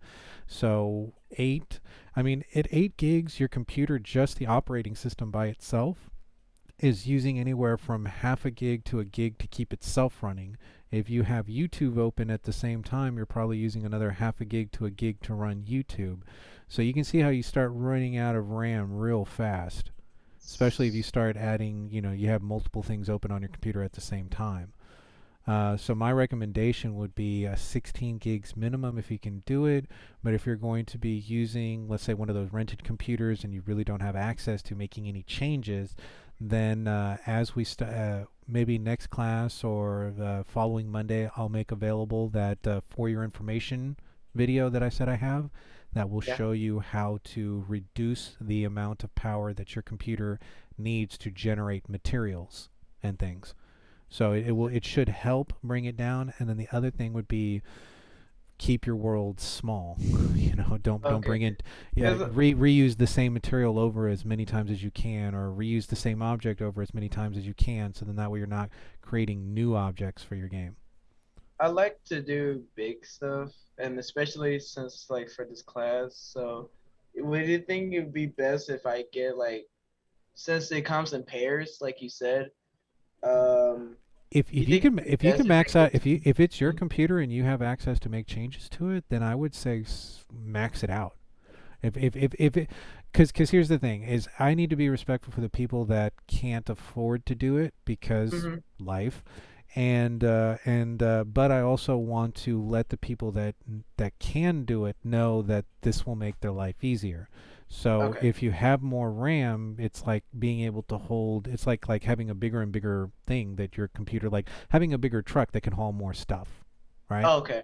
So that's really how the RAM comes into. If you've got if you have 8 gigs of RAM, imagine that you got a 4-cylinder, something car, and if you got 16 gigs of RAM, you're now at like a 6-cylinder, 8-cylinder. If you get to, every time you drop more RAM, you have more hauling power and more speed. Okay. So the more RAM you have, this is going to make your life easier. 8 gigs is rough. I mean, I'm not going to lie. 8 gigs on a graphics program like this, where you're dealing with graphics and rules, and the thing keeps. I mean, imagine like when you go out and you go buy gaming computers, right? They're usually not 8 gigs in RAM. They're usually going to be 16 or 32s when you buy a gaming computer. So that's usually the starting point. And since we're creating a game, we need a little bit more. Yeah. Okay. All right. I'll see you next class. Yes, sir. I think somebody's asked a question about if there's going to be a page for computer requirements, like gigs of RAM. I can definitely make one for you. I can make a recommendation page. Like I'll write a page real quick, and I'll say minimum requirements and then what I recommend. So I will create something for you real quick, and I'll leave that. I will leave it in the. Where could I leave that? What module could I leave that in? Where's the recording for the Zoom online class? Like, is it still not there? Okay, so when you're looking at this right now, the Zoom is not the recording for the Zoom call won't be available immediately, because right now it exists as a file on my computer, and I need to upload this to YouTube. So once I have it uploaded to YouTube, I will be able to then provide a link, and that's actually going to go right here in this module. See where it says record to online Zoom class? So you'll click on this, you'll open it, and then the first one will be class 1, then class 2, then class 3, then class 4 as we go through them. But this is where they'll be available, and it is on the home page. But would they ever disappear, or would they stay on there throughout the whole semester? It's YouTube, so unless I delete the YouTube video, it's going to stay there. Okay. Yeah. Are you going to delete it, or are you going to keep? No, I keep them the whole semester. All right. Yes, sir. Yeah. I'll keep them all. Yeah, you can always go back. Cool. Anybody else got any other questions? Yes, I do. Okay, go ahead. Do you have any textbooks and? So that's a really good question. The problem with textbooks, and if whoever's making noise in the background will mute themselves real quick. I'm hearing like music. Thank you. Here's the thing with textbooks. You can do textbooks. The problem with it is that this software changes so fast, and there's so much new stuff coming out that textbooks would have to be super, super basic for you to be able to do it. And the thing with it is that I tried making this to where there was like PDFs where you could see what I was doing, and I typed everything down. And like I said, I'm dyslexic, and that was just a nightmare for me. So what I ended up doing was just doing video tutorials. And you'll find that most of the learning that you'll do with software like this is not going to come out of a book. It's going to come from watching other people's video tutorials. Whether it's coming from Epic Games or whether it's coming from third party. Like, for example, Let me go to YouTube real quick. Oh, wrong keyboard. Let me go to YouTube real quick. And I'll type in, let's say, Unreal Engine 4 tutorial, and let's say inventory system. So here's a person. His name is Ryan Liley. He has his own YouTube channel, and he has made, I'm going to turn that down. He has made a video series on, let me go to his channel so you can see his channel. Ever wanted to make your own? So, you know, making your first game, sort of similar to what my YouTube page is, right? Where he's got a list of different videos, he's got playlists that he's created together where he's showing you here's how to do a stealth AI, here's how to do melee, here's how to do a building, here's how to create an item or item inspection, here's how to make your character look like they're swimming. You know what I mean? So there's so much stuff that text is very difficult. It's easier to find things as video tutorials and then just follow along with the video tutorials. So yeah, no real books. Okay, I see. Yeah, and the same thing, right? So if you were to go to, let's say, Epic Games, I'm on the wrong keyboard. Epic Games. Sorry, I have like 12 computers in front of me. No joke. Epic Games, because I'm inside my production studio. So if I go here and I go to Unreal Engine, there is actually a support where they have questions, the answer hub and things like that. And then they also have a section called Learn. And then you have All Learn or online courses. And you can sign in, join one of the portals. And here is a Understanding Audio Mixing for Effects. Here's another class on breaking down components for gameplay. Here is a blueprints runtime saving and loading. All sorts of stuff, depending on what it is that you needed. Here's one about add in-depth look to environmental artistic-based tools. And then if you scroll down, you get to see all sorts of other related topics. It looks like most of these things are about materials and how to make materials, but literally endless number of, and this is straight from Epic Games. Endless tutorials. And that's why I actually model my class after video tutorials, because if I teach you how to learn from a video, my videos, then that's going to make it really easy for you to then go and watch other people's videos and understand how to pull information from that and apply it to your game.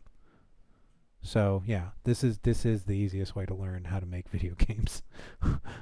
No books. Okay, I see.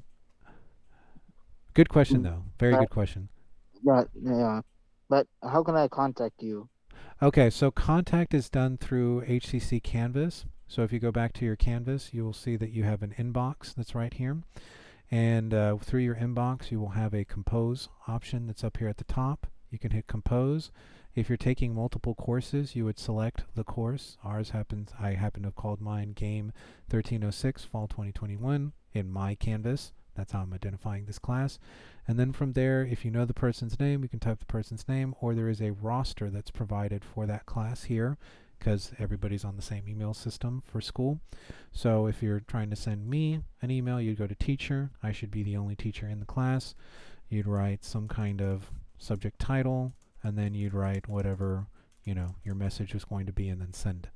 So this is the only type of communication that HCC wants me to have, back and forth, minus the Zoom classes with students. So you can see here my last semester where I was talking back and forth with students, especially right at the end of the semester. Everybody's trying to send in their projects.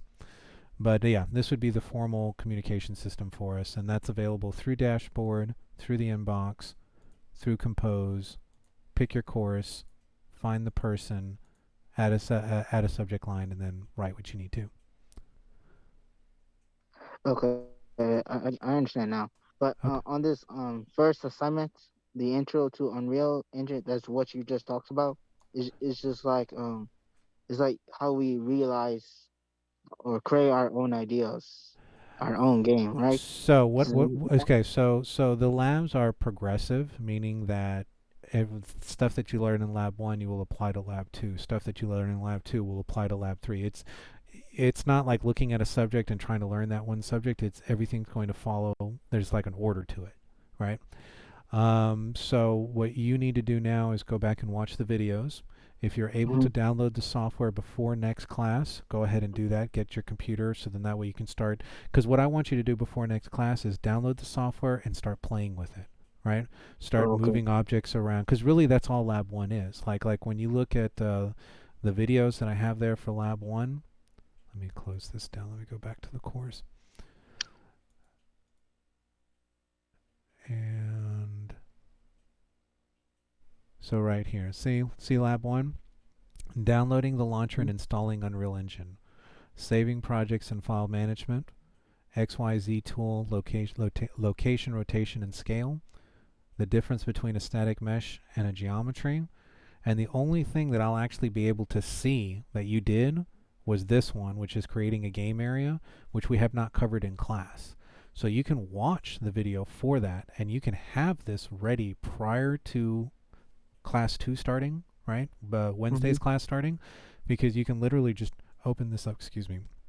And you can sit there and you can watch me basically give you it's like a 20-minute class, like a 20-minute lecture on how to set up the game area. So it'll be ready for Lab 2. Oh, okay. You see what I'm saying? And so what we're doing here is we're going to create a large walled-in area that in Lab 2, we're going to build a house inside. And then in Lab 3, we're going to build an environment around it, so a landscape outside of the walls. And then in Lab 4, we come in and we start adding lights to it. So you see how every time we're just building, we're making it more complex, more stuff. Okay. Yeah. Just create my own ideas. Like learn from your basic, then I can make my own ideas. Okay, so here's what I think you're asking. You're asking, does it have to look exactly like mine? No. Yes. There will be a list of things. So it's not available in Lab 1 because in Lab 1 there's really not anything to see. There's not anything that I'm looking for. But when you go into the second labs, there will actually be a criteria list that I will be judging you on. So for example, Lab 2 will be, you need a 2-story building. There needs to be stairs. There needs to be a hole cut out for a door. There needs to be a window. There needs to be a hole cut out in the second floor, so then that way the stairs will lead from the first floor to the second floor. And then you will have to do some decorating around the outside of the house and some decorating inside the house. So I'll show you. So there's quite a few things, right? But that'll be the list. So then when you show me your project, your house doesn't have to look like my house, right? But it does need to have a second floor. It does need to have windows. It does need to have a door for the hole, or a hole for the door. It does need to have stairs. So you see what I'm saying? It's like there will be certain things that I will be looking for, but your house and my house can look different. Oh, okay. So your project can look like your project. Like if you want to make it look like a spooky house, make it look like a spooky house. Maybe I want to make mine look like a modern house. Maybe somebody else wants to make it look like a Victorian house. Whatever material packs you find and whatever materials you're able to place in there from what you find online from Epic Games, that'll be the way and the direction you'll go with the way your house looks. But you will have a house. You will have to create a 3-dimensional structure that your character can walk inside. Okay, I see. Right? Right. Cool. I do have one actual real question about Sure. If we for some reason if we're still online past September, or actually past the 4 weeks, and we get into the group part, Yeah. how will we do project sharing?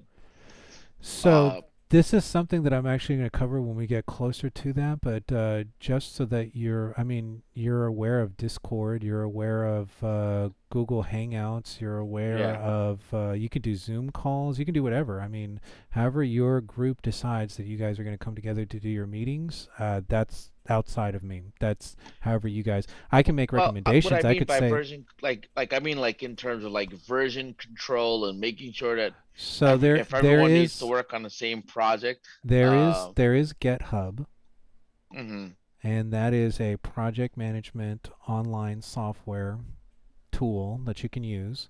But here's the thing, is because if it stays online, then it makes it more difficult to do this, because if we were in class, I could take my hard drive, plug it into your computer, transfer my level over to your hard drive, and we're there, right? So we can put the game together, or we can see how one level moves into the next level.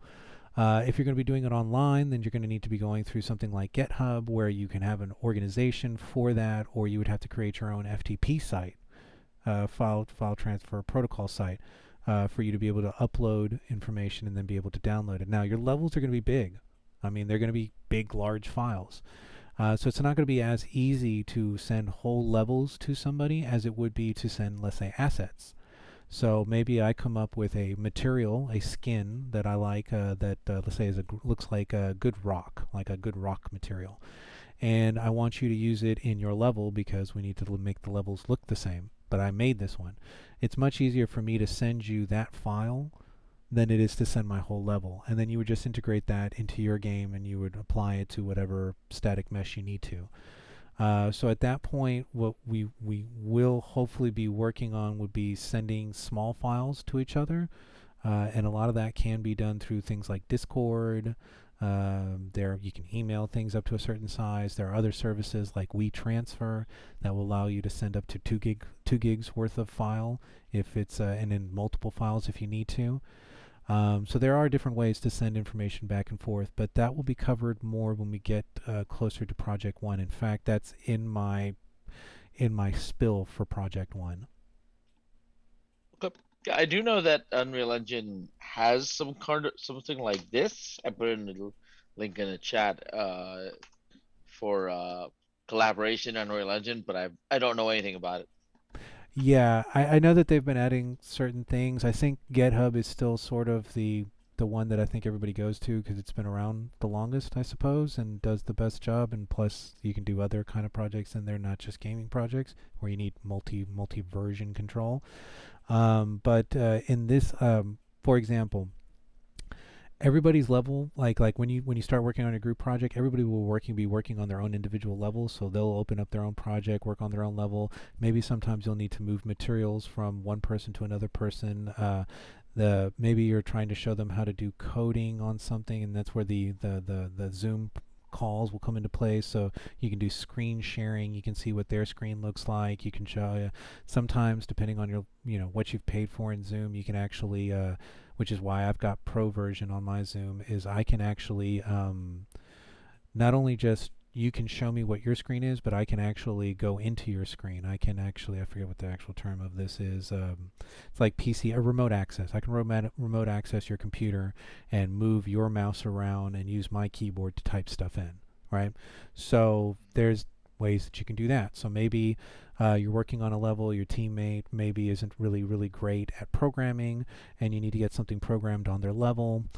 They don't know how to put it up on GitHub, but you use something like Zoom to be able to remote access into their computer and then make the changes that you need to on their version of the software or their version of their level. So then that way it's consistent with what everybody else is doing on there. So that would be another way to be able to work on somebody else's project from your location and not be able to meet in the same room. Does that help? I mean, yeah, it does. Because that's sort of where the question was going, was how are we going to be able to deal with this thing once we get it going? Right. Yeah, that pretty much answers my question. Thanks. Okay, cool. And if it comes up again later as we get into it, and then you might run across a specific question, same thing, send it to me in the inbox, or if I can't address it right there because it would be too long to type back, what I'll probably do is you show up to class that 15 minutes, 20 minutes early in that where I've got the class open already, and you just start asking me questions there, and we'll just go right into it before class starts, or after class. I do have a 2-hour window before I've made myself available for HCC Guitar Center. Sorry, I have HCC and then GC, so it's like it's hard to keep when it comes out of my mouth. It's hard to remember which one to say. But yeah, I do have a 2-hour window, so I can spend about an hour online with you guys after class and hammer something out that you guys weren't able to get during class. But yeah, there'll be plenty of contact time with me, and we should be able to, like I said, this is the 3rd or 4th time I've taught this class online, so I've got all the kinks worked out. So we should be okay. Cool. Cool. Does anybody else have any other questions? No, I'm good. Thank you, Okay. Professor. Yeah, absolutely. My pleasure. Try to get Thanks, everything H. downloaded, and we'll see you guys on Wednesday, okay? Okay. All right, Great. fantastic. problem. Y'all take care. Thanks. Bye-bye. Bye.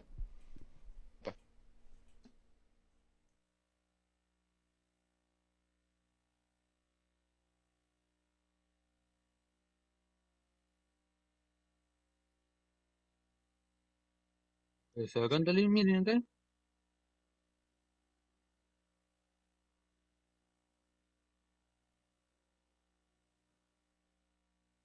Hello? 1, 2, check, check.